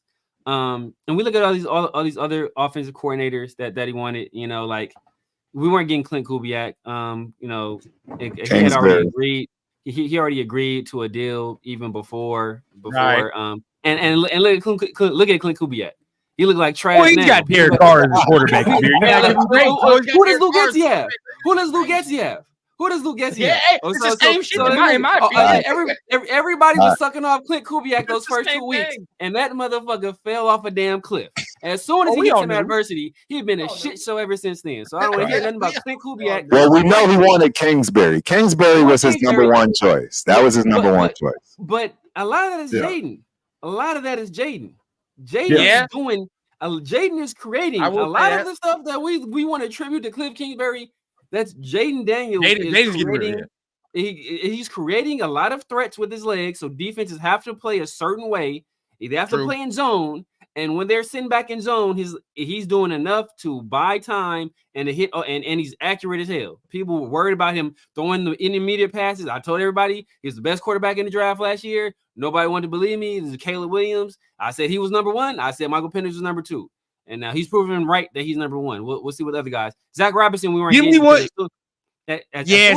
was the one I was just like, if you want an AOC to start, Zach Robinson might have been the one where we can probably get him. But we didn't have a chance. As soon as the guy from the Rams took that Atlanta job, that was already we weren't getting Zach Robinson. So like of the options that were left, is Alex Van Pelt. He's the offensive coordinator with New England. Chip Kelly, baby. Is that who you want? Chip Kelly. I mean, Chip Kelly is a guy. I'm a UCLA fan. Run game would have been cracked, but we had a trash offensive line too, though. So run game, like I said, offensive line. So I'm a guy with as I said, I'm a UCLA fan. I've seen it. Chip Kelly. People think for some reason he's some crazy pass guy. No, he does his damage in the run. He does his damage in the run game, and he's going to up tempo you up and down the field. Mm-hmm. He's going to get on the ball quickly. And he's gonna do that kind of stuff. Pass game can use some work, but like I said, until we get a legitimate quarterback and legitimate offensive line, I'm not gonna criticize Luke Getsy as much as some other people are criticizing him. Real quick, 805 before you go to your next subject, just to touch on what he's saying, bro. You got to understand, bro. Who wants to tie their names to this, right? Like you got to understand, like if I'm Zach Robinson, I'm all these guys, bro. I'm trying to get a head coaching job, bro. I'm not going to tie my name to this. Ain't got no quarterback prospect. Ain't got no damn offensive prospects to really look at. And I'm supposed to. Now, this year's different, right? Top draft pick, more money. You look at all OC going to be like, oh, I might go ahead and go over there. They got some prospects. But not this year. Not with Gardner Minshew and all that. I ain't going to do that. Luke Getsy, the only one dumb enough to take the job. That's the only one dumb enough to do it, bro. He's the youngest. Got to get that opportunity when the opportunity knocks. Over there, he's probably spinning that shit in the room like, hey, bro, you'll be able to turn this thing around, bro. Don't worry about your Bears tenure, bro. You'll be able to do it right here. Luke Getsy, dumbass, was like, you're right. I can make Gardner Minshew different. I can do this. 2 weeks in, that motherfucker was like, I made a grave mistake. Look, and you guys know, every Tuesday night we break down film. And here's the thing is, I think it more has to do with Gardner Minshew just making the mistakes. He makes self-inflicted wounds that no offense coordinator is going to be able to. Now Scangarilla, our quarterback coach, I put a lot of blame on him. There's a lot that he has to be able to do to get Gardner Minshew just on a certain level, right? There's part of a quarterback coach that you need to also coach him up. Yes, Luke Getsy definitely takes some blame because ultimately he has to get the quarterback up to speed. He needs to make sure that the quarterback can understand the system. But then you got the quarterback's coach that also has to play his part as well. And so I just think that it's definitely tough for sure, especially a topic that, I think someone in the chat just said, look, a lot of it's speculation. We really don't know what's going on behind closed doors. You're 100% correct.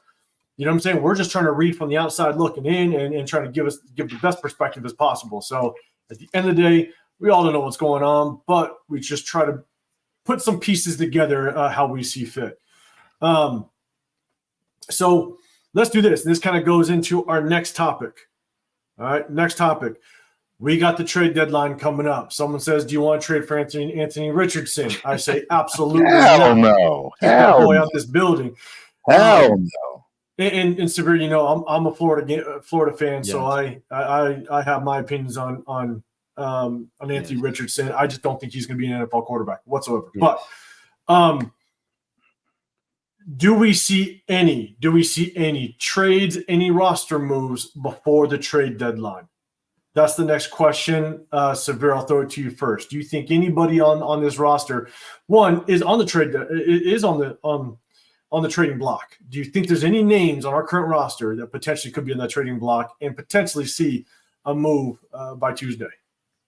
No, I mean, I don't look at, outside of Max Crosby, I don't look at, and maybe JB, maybe Jacorian. I don't see anybody on our roster or another team was looking like, yeah, I want that guy. Like, they're like, look, these dudes suck. Like, everybody up and down the roster. Like, these are all dudes that was cut by other people. Like, they didn't want them the first time. Like, we don't want them now. So I don't see a single name. I don't think there is a, like I keep hearing people that ask, oh, okay, can we trade Gardner Minshew for a 7th? Like, we'd have to attach a 6th to Gardner Minshew just to get rid of him. Like, we have to attach some picks just to get rid of this dude, right?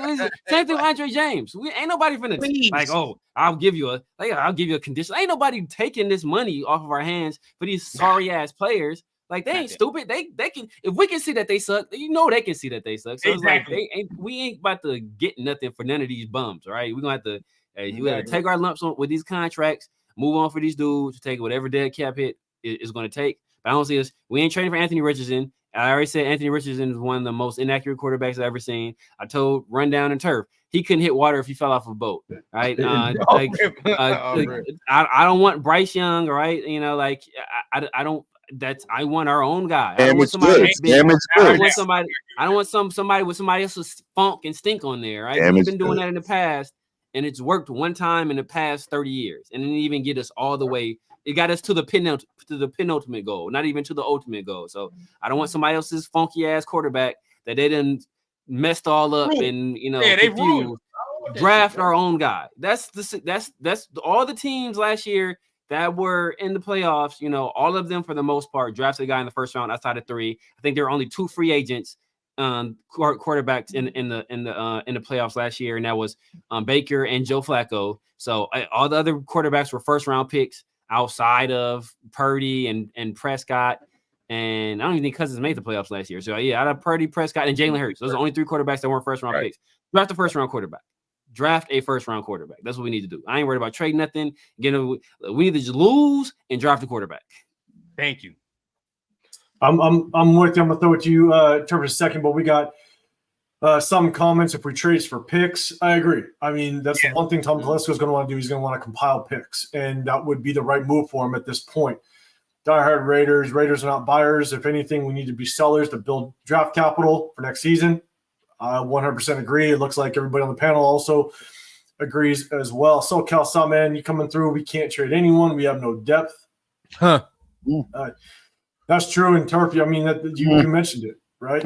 We got depth issues. You know what I'm saying? No moves. What's the point of the Raiders trading anybody at this point? Again, there's only a point to trade him before we can get some draft capital. That's really it. Wait till you hear my take. All right, man. So, I know what he about. I have a guess on what he about to say. If he says it, I swear to God, if he say trade Colton Miller, take his ass off. Trade Colton Miller. Here we go. Take his ass off. I know.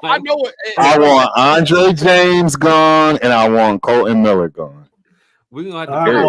I'm gonna wait for my take. Go ahead, Turf, because I'm gonna let you. All right, here we go. Hit Six Stepper, man. Hey, Hit Six Stepper. I appreciate you coming through. You saying nobody getting traded? We about to rock out the season with the roster, 100%. So Hit Stepper, I appreciate you coming through. So let's do this, Turf. Yeah. I'm gonna silence everybody. And I'm gonna give you the floor, man. What's your thoughts? Who Look, who's on the move, Turf? Hey, Turf. Turf. Hey, who's on the move? I think I'm gonna give you like 2 minutes. I have a feeling you're gonna rock up like next 30. But go for it. I just want people to know.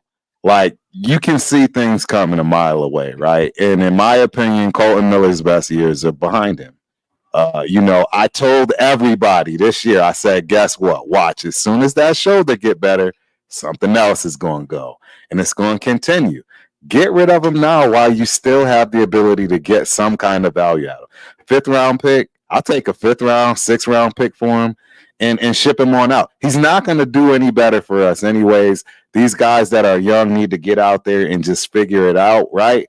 And then last but not least, I mean, this man should be shipped out of Vegas the fastest more than anybody I've ever seen in my life, and that is Andre James. Man. I mean, maybe somebody else can, create a project with him. Maybe he can go back to tackle like he was in college. I have no idea. I really don't care. I'm just tired of seeing that guy getting pushed in. It's just bad. And it's time to let him go. Let it be. See if you can salvage something. But those are the two, I would say, must moves. I mean, we've gotten all we're going to get out of him. You squeeze the rag dry. There's no more water coming out of that rag when it comes to Colton Miller or Andre James. That's my take. Oh, man. Hey, man, you kept it over under a minute and a half. I appreciate that, man. I like it. I like it. The responses might not be that way, but I feel you, man. So Turf, man, rundown. What's your thoughts, man? Anybody on this current roster potentially going to be on the trading block? Real quick, y'all hear that?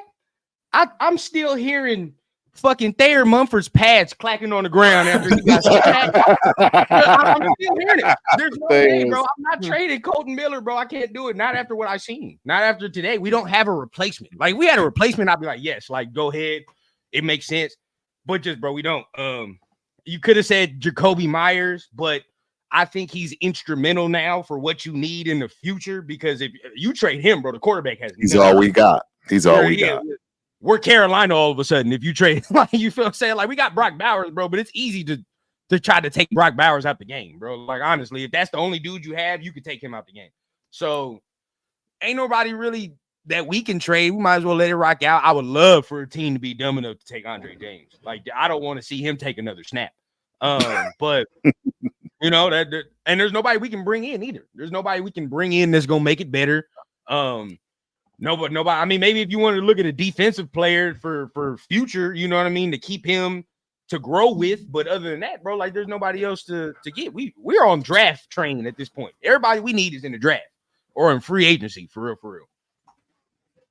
So here's my thing. And one man's trash is another man's treasure. And that's one of the things that I think that you got to take a look at. One, who can we move off of? Andre James is one of them. There could be a really good offensive line coach out there that thinks they can make something of him. Mm-hmm. And so, you look at I'm blanking on his name, but we had our offensive line coach last year that went over the Giants. Well, he brought Illuminor with him, and so started with the C, but I'm blanking on his name. But it's just looking at, hey, where could we get the most value, and who thinks that they could actually take a player that we have not either fully developed or they're just not excelling over here, and they can turn something into them. And look, in my opinion, and if I'm thinking Tom Telesco, right, some of these guys aren't in my regime. Some of these guys aren't my draft picks. There's a guy that I'd put on. There's one guy that I'd probably put on the trading block just to see if we can get some decent value. When I say decent value, maybe you can find yourself getting a fourth, maybe a third, depending on the team. I'd put Trey Tucker out there. Wow. I'd see if someone wants to pull the trigger on Trey Tucker, because you can find speed in the draft. You can find speed in the mid rounds in the draft. To me, Trey Tucker, I just don't know how much he has proven to this point that he is going to be a viable asset to hold on to. We thought that he might be able to contribute in the special teams game because he was returning some punts, maybe some kickoffs in the preseason. Yeah. Haven't seen much. But at the end of the day, I want as much draft capital as possible. And to me, I think that there's one player that we could potentially put on that trading block that could be enticing to other teams to help us kind of get to where we want to be.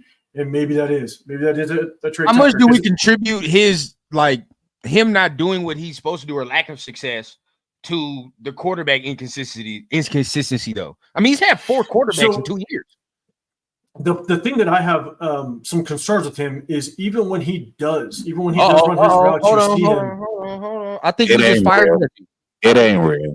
I haven't seen it. I'm trying to find it. Hold on. We just did. Tom Pelissero just put it on the tweets, bro. We just fired Getsy. Wow. Yeah, he's gone. We just fired. No way. He did it. He's gone. It's gone.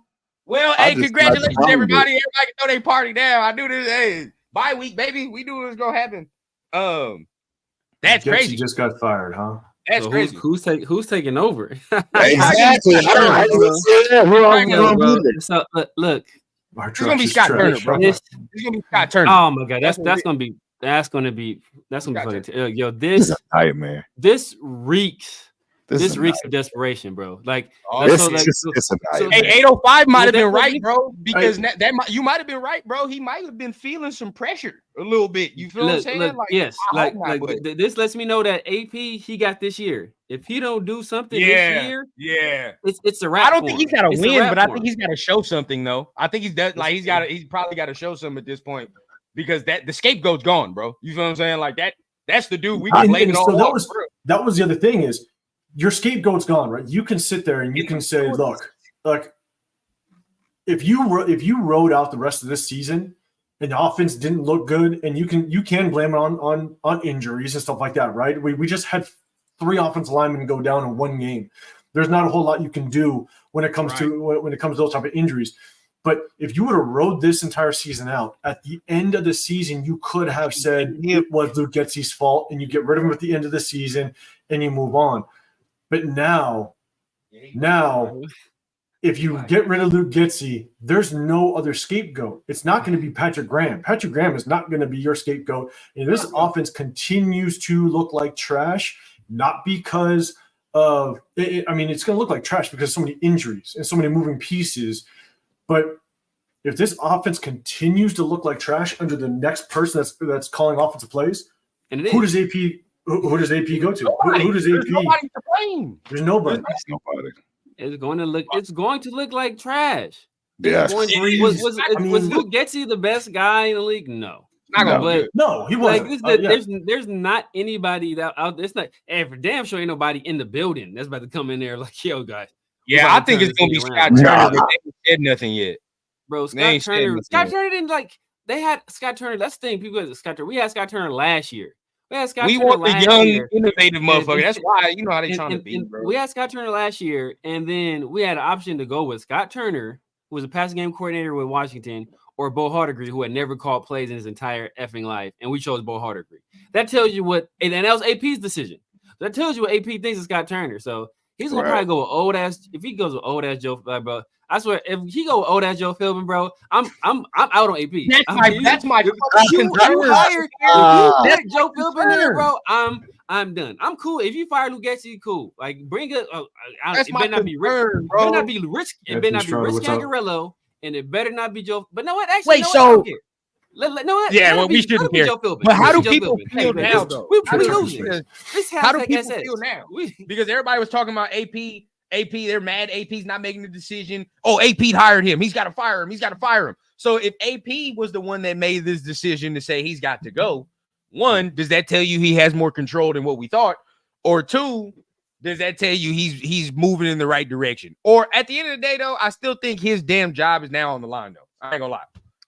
It's gonna be tough, bro, because now you don't have nobody to blame.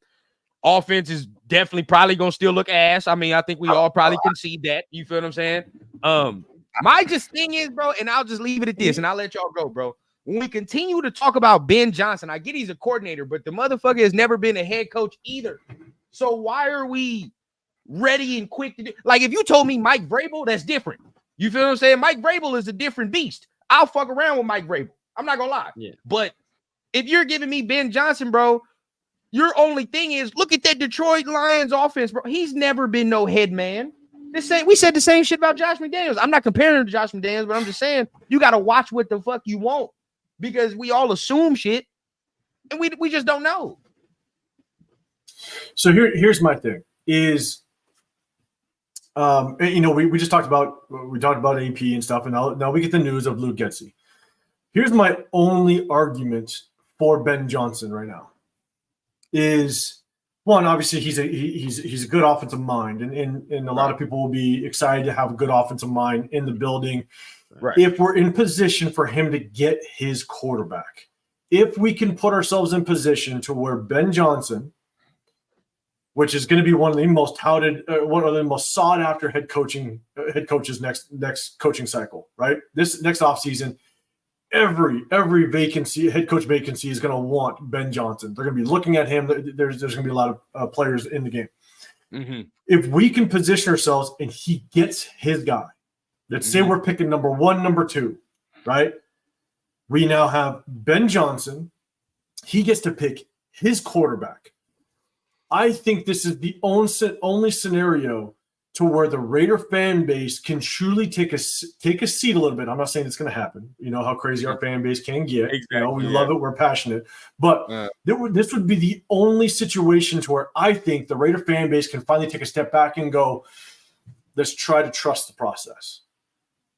That's it. Because we tried to trust the process with Josh McDaniels, but the problem is he just completely ripped everything apart and brought in Jimmy Garoppolo. The moment he did that, I think everybody lost the whole trust the process thing. That was crazy. Yeah. But with AP, a lot of people won. There was a lot of Jim Harbaugh fans out there. But with AP, a lot of people are sitting there going, okay, I don't know if you can say trust the process, because what is the process with AP? He was coaching high school football 6-7 years ago. So it's like, there is no process to kind of trust and follow with AP. So it's hard. That's hard to convince people to trust the process. I think with Ben Johnson, it would be the only scenario that I can see if we were able to get in position to get his quarterback. He could handpick his quarterback, and now we know we have potentially a franchise quarterback in the building. Let's say Ben Johnson drafted Shedeur Sanders or Cam Moore, whoever you're fans of. Right. Imagine if that was the case next season. Would the fans be okay with that? Would the fans be able to sit back and go trust the process and be okay? No, I wouldn't be okay with it, because if you're going to do that next year, why didn't you do it this year? Right? Why didn't you give the guy that you just gave the contract to this year his quarterback, his offensive coordinator, etc., and then not be in this situation? Because once again, I'm trying to tell y'all, I don't think that Getsy was his choice. I don't even think that this firing was necessarily his choice. I think that AP is in a terrible position and is going to roll with the punches no matter how they come, and show whatever is necessary to not rock the boat, because it's his first job as a head coach. So wait, but let me ask you though. Do you think that there was a lot of pushback? Which there were reports that said it. Do you think there was a lot of pushback or pressure on Mark Davis because the players wanted Luke Getsy? Well, the player that wanted Luke Getsy is no longer here. Right, that was the other thing. That's sign off. I'm sorry. Hold on. Sorry. Oh, you mean AP? You mean AP? Because I was about to say Devontae Adams was the one that I thought that was cool. You know, he was the one that gave the blessing for Getsy, right? Because it was his. What were the other names that we could have gotten? This is Kingsbury. Kingsbury was the one that we were supposed to get, but they didn't want to give him not even OT. You got to think about this. When people keep, and this is why I say, like, everybody just be talking out their ass, bro. Everybody just emotional because we losing, bro. Every time we talk about this head coaching search, there's only one other name people bring up to us. And so, and 805 said it's Harbaugh. But guess what? Did Harbaugh want to come here? No, he didn't want to come here. Why would he want to come to a team that don't have no quarterback, don't have no money? And the Chargers had both. Yep. Or at least not money, but at least they had a quarterback. You feel what I'm saying? For sure. You feel what I'm saying? So at least he's going to go there. He didn't want to come here. So what other name are people going to tell me? What other name are people going to convince me that they wanted last year that was better than what we had? So real quick, Tom Pelissero explains and wow. I appreciate the comment. Tom Pelissero explains that Raiders head coach Antonio Pierce felt he needed to make some changes with the team 2-7 and more moves are expected from here. If that's true, and I mean, I'm just kind of reading it off of this comment, so I want to see the actual article. But I mean, is he only making the move because he feels like he needed to make a move, or does he feel like that is the right move? That would be my concern. Is he only making moves because he feels like he has to make a move because we're 2-7? Does this fan base even know the difference at that point, though? I don't think the fan base know the difference either. I think a lot of people just like want this to happen just because they want it to happen. Like, I don't think all of us really understand the ramifications of like what you're talking about. 805 is completely valid, and we all understand. I understand what you're talking about because it's very easy for a coach or just an organization. Look at the Jets, right? Like we just made this coaching change just to make it look like, honestly, like just to make They the did change. that to appease that quarterback that they had. To appease the Aaron fan base, Rodgers. whatever it takes, bro. Just to say That we was did Aaron something. Rodgers' call. Exactly, bro. Like just to take credit for something. Like, so we're just hoping that it's not that. But if it is, like he's like, yeah, bro, just something got to change. I don't know what that change is gonna be, but at least, hey, if that's what he thinks, then I can't be mad at him for thinking that, though. Yeah, this is to me. It just feels like, again, Turf. What I was saying before is, I think there's a chance that Mark Davis went ahead with AP because I think he did have pressure from the locker room. Absolutely, 100%. And so 100%. That's where it's tough. I think that's why he went with it. So when you make the comment of why didn't you just do it earlier or do it last offseason, I think Mark Davis had the pressure of bringing on Antonio Pierce. But that is the only argument that I could make for a Ben Johnson right now is that if you have the opportunity to marry one of the better young offensive coordinators in the league right now, and you're in the position in the draft to pick your guy, he can handpick his own quarterback. Now it's something that this fan base can at least sit back and go, let's trust the process. Let's give it the 3-year process. That would be my only reasoning behind going for it. Severe, what's up? But why so that's the thing with Ben Johnson, because I'm like all of this past year before we hire AP, right? I was one of the people saying I had questions about AP. I hopped onto the train late, right? I was saying I wanted Ben Johnson, I wanted Bobby Slowick.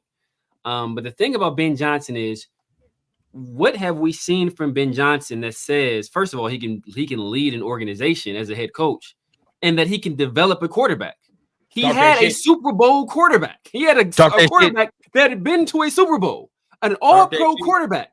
He had one of the best receivers in the league, and I'm on St. Brown. Then they drafted one of the best tight ends in the draft. He had one of the better left tackles in Decker. Then he drafted the ultimate tackle prospect in Penei Sewell. So what tells you that if he is given the keys to a dysfunctional franchise that has a dearth of talent at every position except tight end, really, that he can do anything?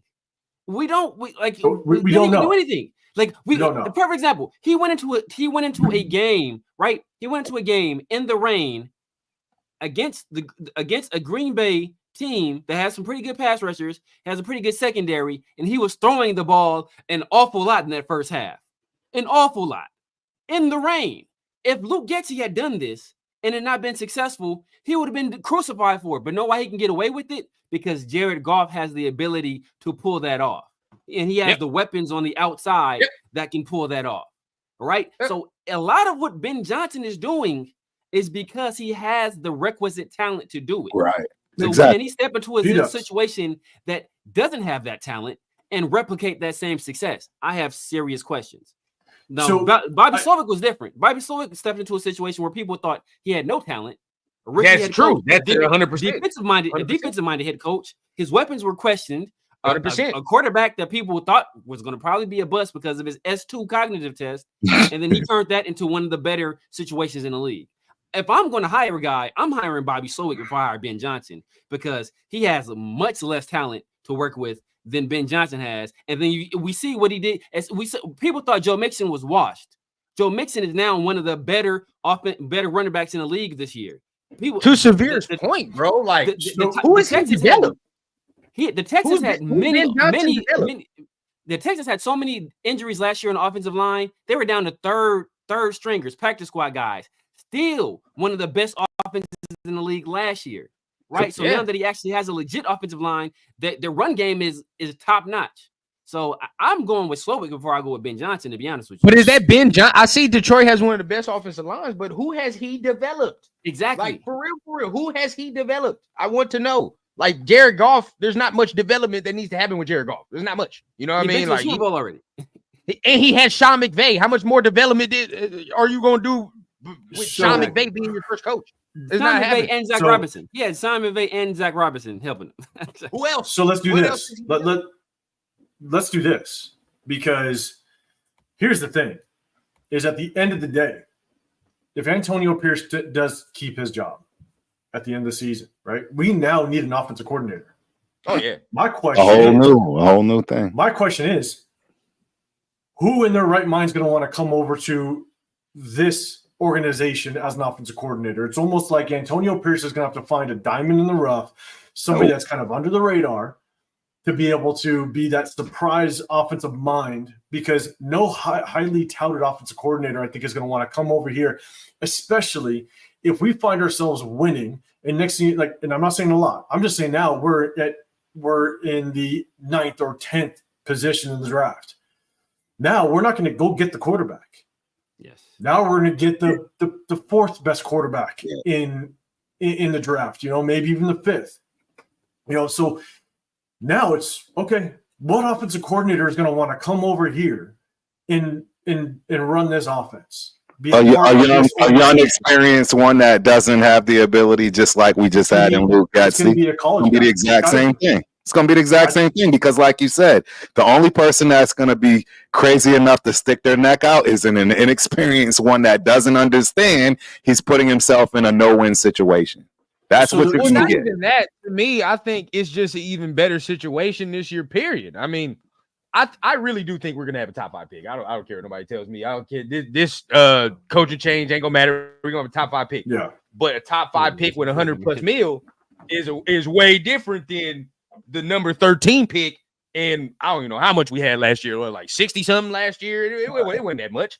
So, like, I just think it's way different now. You can look at it and be like, especially if AP was allowing Getsy to put his own stamp and let him do his own thing on that side of the ball, if that's how you're going to sell it, then yeah. I mean, I don't think it's going to be that hard for somebody to be like, I get to do my own thing and put my own stamp like just how Severe said with Bobby Slowick. You feel what I'm saying? I feel like D'Amico Ryans be letting Slowick do what he do, honestly. Exactly. And then whatever happens off of that. So I think that's what's going to happen.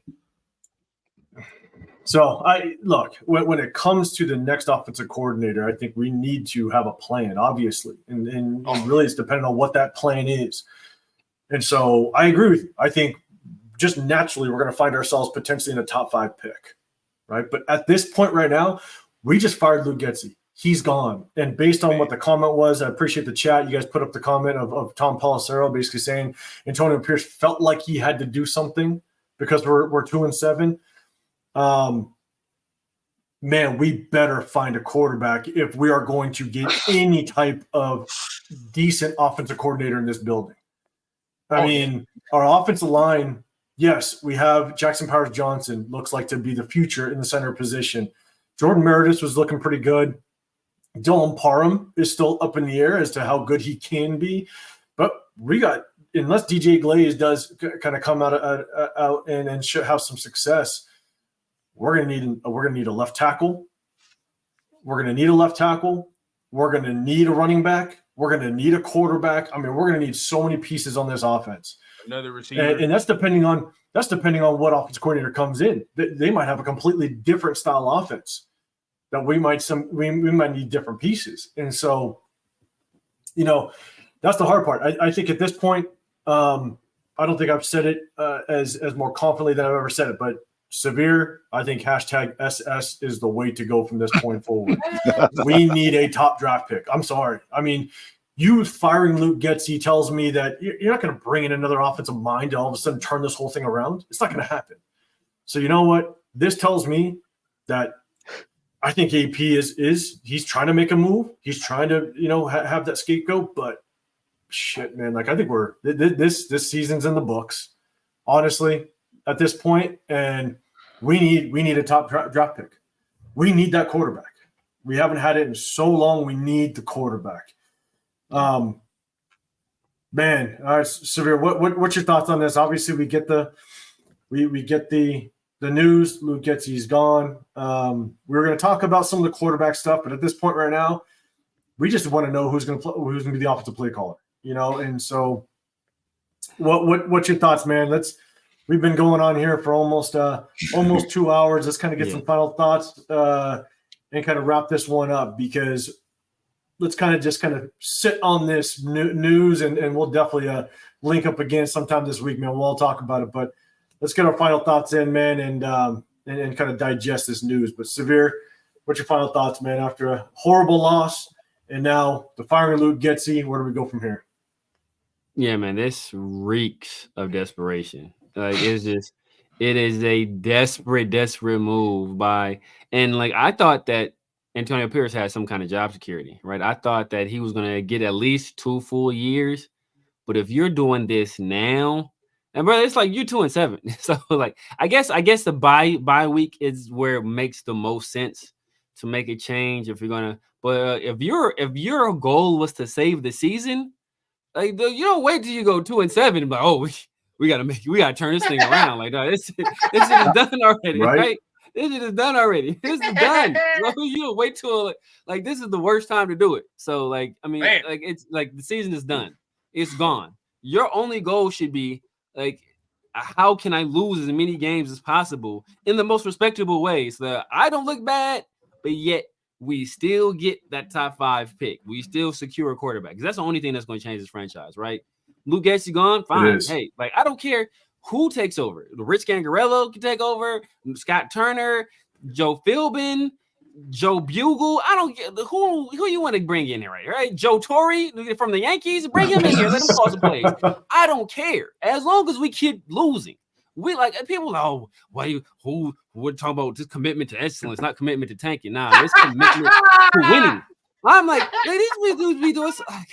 I don't. This organization has been committed to excellence in 26 years. These people be wanting to win the most meaningless games for a team that's not going to go to the playoffs. And if they do somehow miraculously make the playoffs, not going to do shit in the playoffs. Like, why win these dumbass games for no reason? We won a stupid game against Denver. That's why we ended up with Cleveland Farrell instead of with a guy like Quentin Williams or Kyler Murray or Nick Bosa, right? We always do this dumbass shit. We had opportunity last year. We should have just bottomed out with Josh McDaniels. We would have had Jaden Daniels or Michael Penix right now. Instead, we rolling out Gardner Minshew or Aiden O'Connell. Like, stop this stupid. Oh, I want our team to win because I want for what? For personal pride, so you can feel good for that day, and then we can suck again for the next 5 fucking years. Like, stop all that bullshit, man. It's time to bottom this shit out and start the hell over, right? We've been like we keep rebuilding and we keep like rebuilding, and we don't like take off. We don't like completely tear down. We just like reconfigure some shit and like try to like, no, stop doing that. Stop. Just tear the shit down. Start over. Like that's what we need to do, right? Gruden tried to do it and he drafted so terribly that we failed. So we need to do that shit again. Yep. Yeah, we're gonna get into the quarterback talk next time, man, because that'll take us a whole another hour in this show. But I appreciate the comment, man. Well, make sure you hit us back up Sunday nights after the game, as well as Tuesdays we break down the game film. But Turf, man, I'll throw it to you, man. Yeah. Where we go from here, man? What's your thoughts? You know, I'm starting to contemplate. Is this AP playing chess? Meaning, hey, I allowed this man to hang himself. He wasn't my first choice to begin with. Absolutely, I've allowed him to make all these dumb play calls, etc. Hence, now he's out the door. I mean, that could be a thought. Because, again, I don't think he ever chose him to begin with, and I think it's one of those scenarios where he's behind closed doors. See, I told you so. See, this is where we are, and y'all should have allowed me to get who I wanted, so what's next? That's a possibility, right? That could be, I don't see AP operating that way, but that would be playing chess based on being told you're the head coach and everybody's hanging everything on you, but now you're not being allowed to make those decisions. So do you allow people to just hang themselves? Because in my opinion, Getsy got no help, right? How many times have you heard me say, where are the elders at? If we got all these elders, why are these bad decisions being made with these elders? It's just all of this reeks to me. I don't know. I don't know what's going on, but the smoke and mirrors of us not really knowing who's making these hard decisions, it's going to make it tough for all of us to speculate. I mean, it just is what it is. We can say now AP is on the hot seat, but for all we know, AP might be pulling the strings, right? Some of y'all think he is making all of the decisions. And if he is, right? So it's tough, man. It's a tough situation for us right now. I do agree with the whole bottoming out. We've never done that. What really, really, truly killed us in the end is we got a haul of picks with John Gruden, and not any single one of them materialized. That is why we've sucked and will continue to suck. You don't make that kind of mistake and just come back overnight. It takes years to come back from that type of a draft haul with picks, and then just to get every one of them wrong, you don't come back from that overnight. We don't. No, you don't. And then that's the thing is not only do you in order the successful franchises, the successful teams, they coach up their players and they build through the draft. And we have failed to build through the draft year in and year out, and this is where we sit. So, rundown, man. Rundown, dude. What you're feeling, man? Where do we go from here? As far as Luke Getsy goes, I'll say, it don't make too much sense to me. Besides saying like we got to do something now, like just really thinking about it, it just seems like we got to do something at this point. I'm starting to agree with Turf. Mark Davis got to stop listening to some so goddamn much because this fan base don't know what the fuck we want. I'm gonna be real with you. I've built my YouTube off the simple fact of I don't give a. It's time for us to get a quarterback. I swear to God, it's time, bro. I'm tired of. It's been 26 fucking years of me looking at this team winning meaningless ass games at the end of the year. Now we're 6 and something, 7 and something, and we don't get the draft pick we're supposed to get. Now guess what? We got to trade the heaven, moon, sun, and stars to get a motherfucker when we really should just not be. We really don't need to be winning these games. Because at the end of the day, bro, I've continuously said that people don't like the way when I say this, but it is what it is. If you're not competing for no fucking Super Bowl, then what the fuck are you doing? What are we doing? You feel what I'm saying? Like, what's the real goal of this shit? Hey, look at us. We're okay winning 8 games, and we're okay winning. A lot of motherfuckers would be cool winning 8 games if Derek Carr is still the quarterback.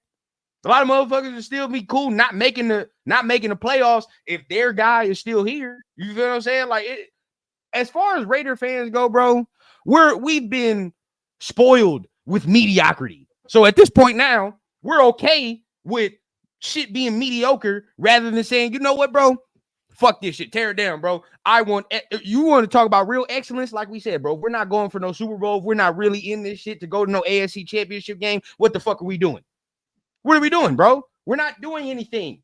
As of right now, bro, sure, I still feel like this move was to appease us as fans. All right, Luke Getsy's gone. Y'all can shut the fuck up now. Shut up a little bit. You feel what I'm saying? Let the season end out so you can go ahead and finish this off.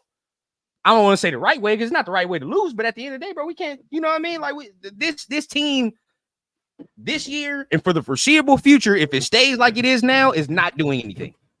That's just what it is. So it's time to get the quarterback. I'm kind of mad Luke Getsy going this early, bro. He was going for sure get us that quarterback. So now I don't know what's going on now. Now we got to keep it in mind. But either way, bro, I just think I agree with Severe 1,000%. This move just seems like it was just for us fans, bro. And at this point, we just got to accept what it is. Accept reality. So here's my thing. And yes, we need a quarterback, 100%. We need to get into that, that number 1, number 2, number 3 pick. We have to get there in order to potentially get a franchise quarterback. And you look at how some of these younger teams develop themselves, right? These successful teams, you get that quarterback that's on that rookie contract. Look at what the Niners are able to do with that kid over there. Dan, what the hell is his name? Quarterback over there. Yeah. Brock Purdy, right? I mean, they were able to get him on a cheap contract and build around him. I think that's what we need to try to get to.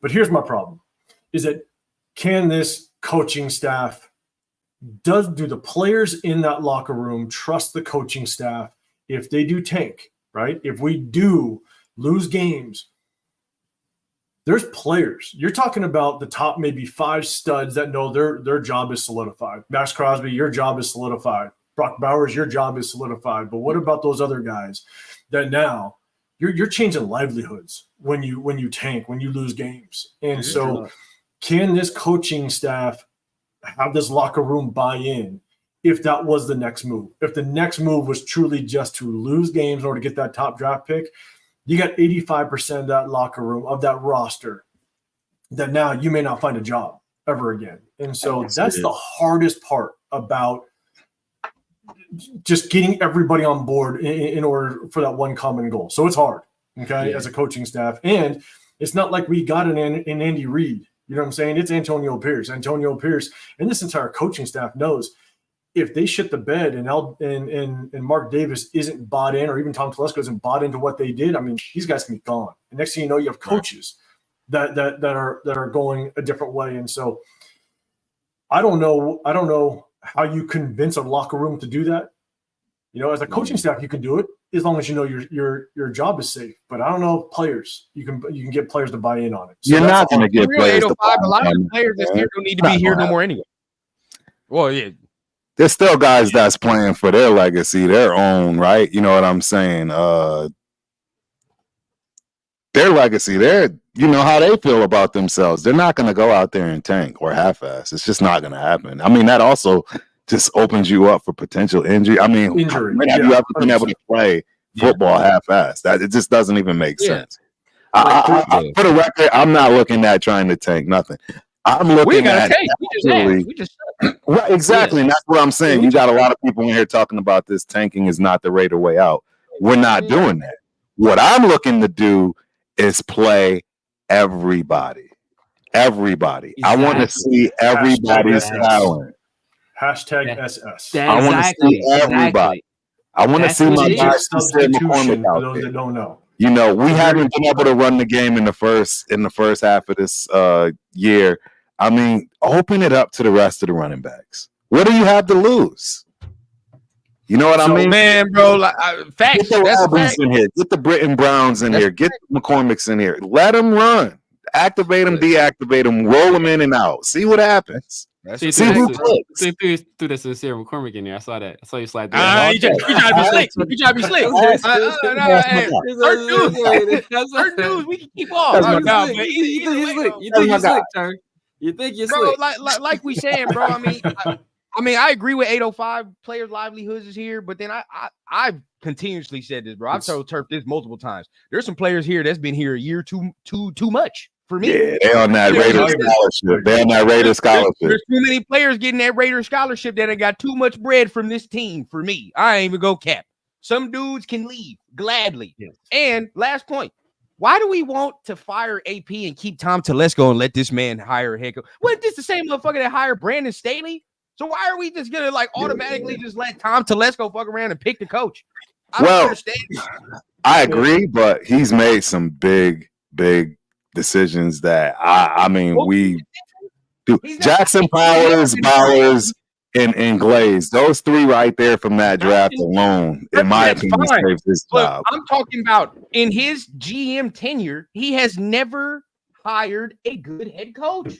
Right. He's not really in his GM tenure, bro. He's never done I agree. I mean, Anthony Lynn, who was the first guy? Mike McCoy. Yeah, Mike McCoy. So why are we so that's what I'm saying. The fans don't know what the fuck we want. Brandon Staley. We don't know what we want, bro. We don't know. Because we just gonna continue to just forget that. Like, oh my God, like he hired one of the worst head coaches we've ever seen. We've ever seen. I think the elephant in the room is, we talked about it. We all saw it. This guy, as a matter of fact, I think this guy was on the telecast for the Vikings versus Green Bay Packers game. Was this a Tom Brady related decision? Did Tom Brady order the code red? I want the truth. Right. You get out of the truth. Great, bro. People like me. Then all of a sudden, Brady got all the control. All of a sudden, bro, Brady gonna control everything in that bit. I don't know. I don't know if Brady controls anything. Like I said, this is what going to be talked about. This is going to be talked about because it's all of a sudden Brady is codified as a 10% owner of the team. Or however much percent he owns. I think part of his ownership group's own 10%. That's it's not fully him owning 10%, but whatever, right? We saw he get a standing ovation from everybody in the goddamn facility. Got handicapped motherfuckers standing up, clapping for him and shit. Like managers came out, so it's like everybody there is standing up, clapping for him. He like he a goddamn Like he got one of them damn faith healers. Like, I'll demand you.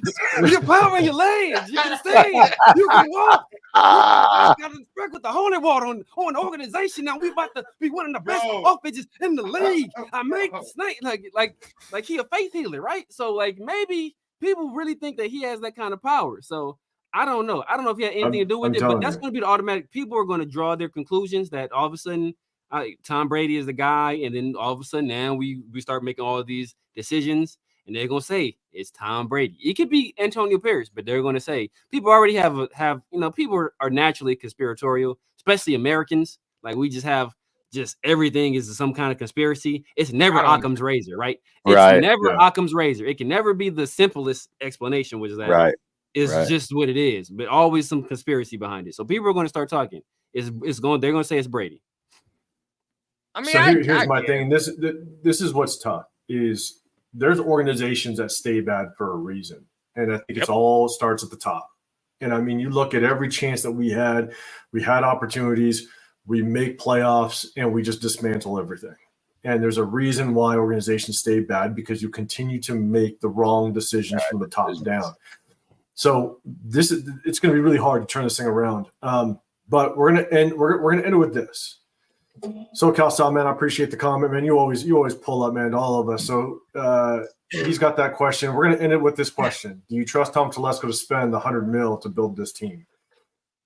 He's a good roster builder, bro. He's just not a good head coach hirer. If that's what you want to say, he just don't hire good head coaches, bro. But he knows how to spend money in draft. I'll say that. I've looked at his background and say what you want, bro. I don't care nobody. Yes, the Chargers team was poorly coached because that coach was ass with Brandon Staley, but that roster was real. When he made that roster, it was just injuries. Injuries, bro. But when he made it and built that roster, and when they got Khalil Mack, I don't want to hear that. A lot of Raider fans was like, "Oh shit," you feel what I'm saying? A lot of us was like, "Fuck, they doing something over there. They're trying to do something over there." But man, Telesco might be the injury curse, because he might be. All his players have nothing but injuries, and we got nothing but injuries over here. He come over here, we look like the Chargers all of a sudden, because goddamn, we can't keep nobody healthy. Everybody's hurt, bro. So yeah. Turf, what's your thought, man? You think Telesco is good with that $100 million? I do. And another thing too is I don't know what went down with the Chargers. I'm not going to sit and act like I know any and everything. I am not 100% sure that the GM is the one that gets to do all of the hiring across the board at all teams. I mean, there's no right. I think it was you, Rundown, that actually went and found a lot of the stuff that we didn't know about when it came to, responsibilities and roles of certain coaching and so forth, as well as, our president, our assistant GM. There are a lot of roles that people have, and I'm just not so sure that was Tom Telesco's job to hire the offensive coordinator or the head coach, right? Yeah, sure, he has to sign on it. He signs the checks, right? Which means, he has to go to Mark and they have to sign off. But as far as him making that actual choice, I'm not going to put that on him. I will put on him the players that got picked. Exactly. And that's why I'm 100% good with him taking this $100 million and running with it, especially after what he did this year. So yeah, kudos to him for that. And again, I'm just not so sure he's the one that's picking these people. He didn't pick AP. He didn't pick Patrick Graham, right? So, I mean, who's to say he's going to just come in now and all of a sudden he's going to get to pick this new offensive coordinator? Yeah, I'm with you. The only thing that I would give be a little cautious is that, man, that Spanos family over at the Chargers, I mean, they oversee everything. So how much did Tom Telesco really have to say? That's what I'm saying. And we don't know, but it's definitely something to think of, because that Spanos family, man, they're crazy. But Severe, man, what's your thoughts? Do you think Telesco's good with the $100 million? No, I don't think so, man. I don't know. I don't think so, man. I mean, not AP. Tom Telesco, he's been a mixed bag. Even his drafts, his best draft, and to actually this bolstered Turf's point a little bit. Like, the best players he's selected in the draft have usually been offensive linemen, right? Zion Johnson, the other tackle whose name escapes me right now, the left Staley, tackle, or, Rashawn Slater. Slater. Slater. Yeah, Slater was big. like Slater was big. that's like that's when he's in his wheelhouse. And outside of this year, right? He knocked it out of the park with Brock Bowers. But generally, when it comes to drafting skill position players, he's trash, right? Like Quentin Johnson, bum. Melvin Gordon is kind of trash. Thank God they didn't get Zay Flowers. Exactly, right? Like, it's like trying trash. Like he's been that's not really been his strong suit, especially in the early rounds, right? Then Jerry Tillery, bum. Like all these guys have been bum. Then the free agency's mixed bag. He gave J.C. Jackson all that money. He was trash. He gave Eric Kendrick a 2-year deal. He was cut less than a year later. Like it's been a mixed bag with him. Been a mixed bag. So I don't know. I don't know how much I trust him. I don't know how much I trust him. I mean, he had a good draft this year. Free agency class. He signed Christian Wilkins, who was he wasn't that great all year. He had some flashes, but he didn't seem like he really fit well. He didn't replicate the same success he had with Miami. He also signed Gardner Minshew. So it's like it's been a mixed bag with him. So I don't know if I can trust him. We had no choice. I don't think he's going nowhere. Oh, we ain't got no choice. I don't know how effective he will be. And he's a real conservative guy. I don't know if he'll swing for the fences. I don't know how many chances he will take. Christian Wilkins was kind of a no-brainer. We've needed a D tackle for a while. So that was a guy that, you give this guy a bunch of money, you kind of have faith that he will play up to the value of his contract. Early on, he did flashes, and I don't think he did consistently, in my opinion. But we'll see what he does year 2. But I don't know. I don't know if Scott Turner's official new OC, by the way. Scott Turner. Scott Turner got it. Yeah, he's the official. Oh my God, I'm going to be sick. Actually, you know what? No, I'm not. We're good, Severe. We're good. Hashtag SS. Hashtag SS. I'm good with that. We right where we need to be, baby. We right where we need to be. We good. Things are. I'm going to leave you with this. Hey, I'm going to leave it with this. Vinny Bonsignor, beat writer, that's in the building. Mm-hmm. His last tweet 14 minutes ago basically said more changes to come above and beyond the Raiders firing offensive coordinator Luke Getsy. Stay tuned. Long night ahead. Yeah, I saw that. I retweeted that. If they're going to start chopping away at more individuals, I'm curious. I'm curious what that means. What change could you make right now that would be huge? More offensive coaching changes, like get rid of the offensive line coach, get rid of the wide receivers. I was thinking about that, but who do you replace him with? Like, what do you do? Like, if you fire a coordinator, where are you pulling coaches from? That's what I'm saying. Like, if you fire a coordinator, like, how do you replace that mid-season? I don't think you can do that mid-season. You don't. I don't know. Fired. What would y'all do? What would y'all do? I don't think so. But think about it, Turf. Just if Vinny is gonna say there's more changes, it don't make sense to fire AP right now. I mean, if they do, they do. It don't make sense. But the only thing I can think of as far as big changes would be Patrick Graham. That'd be the only other dude. There's nobody else. Patrick Graham or it is AP and Patrick Graham gets elevated. I don't know. I'll be dead honest. Like I don't. That could happen. That could be a possibility. I could see that. Either way that goes, that'd be ugly. That'd be ugly. Yeah, that goes. So real quick, hey, salute to Pharaoh, man. I appreciate you pulling up, man. Guys, everybody in the chat, make sure you guys go and subscribe. Hit that like button over at Pharaoh's channel, man. Always throwing out fire content and doing those lives, man. Appreciate you pulling up. But guys, hey, Vinny Bonsignor says it's going to be it's going to be a long night ahead.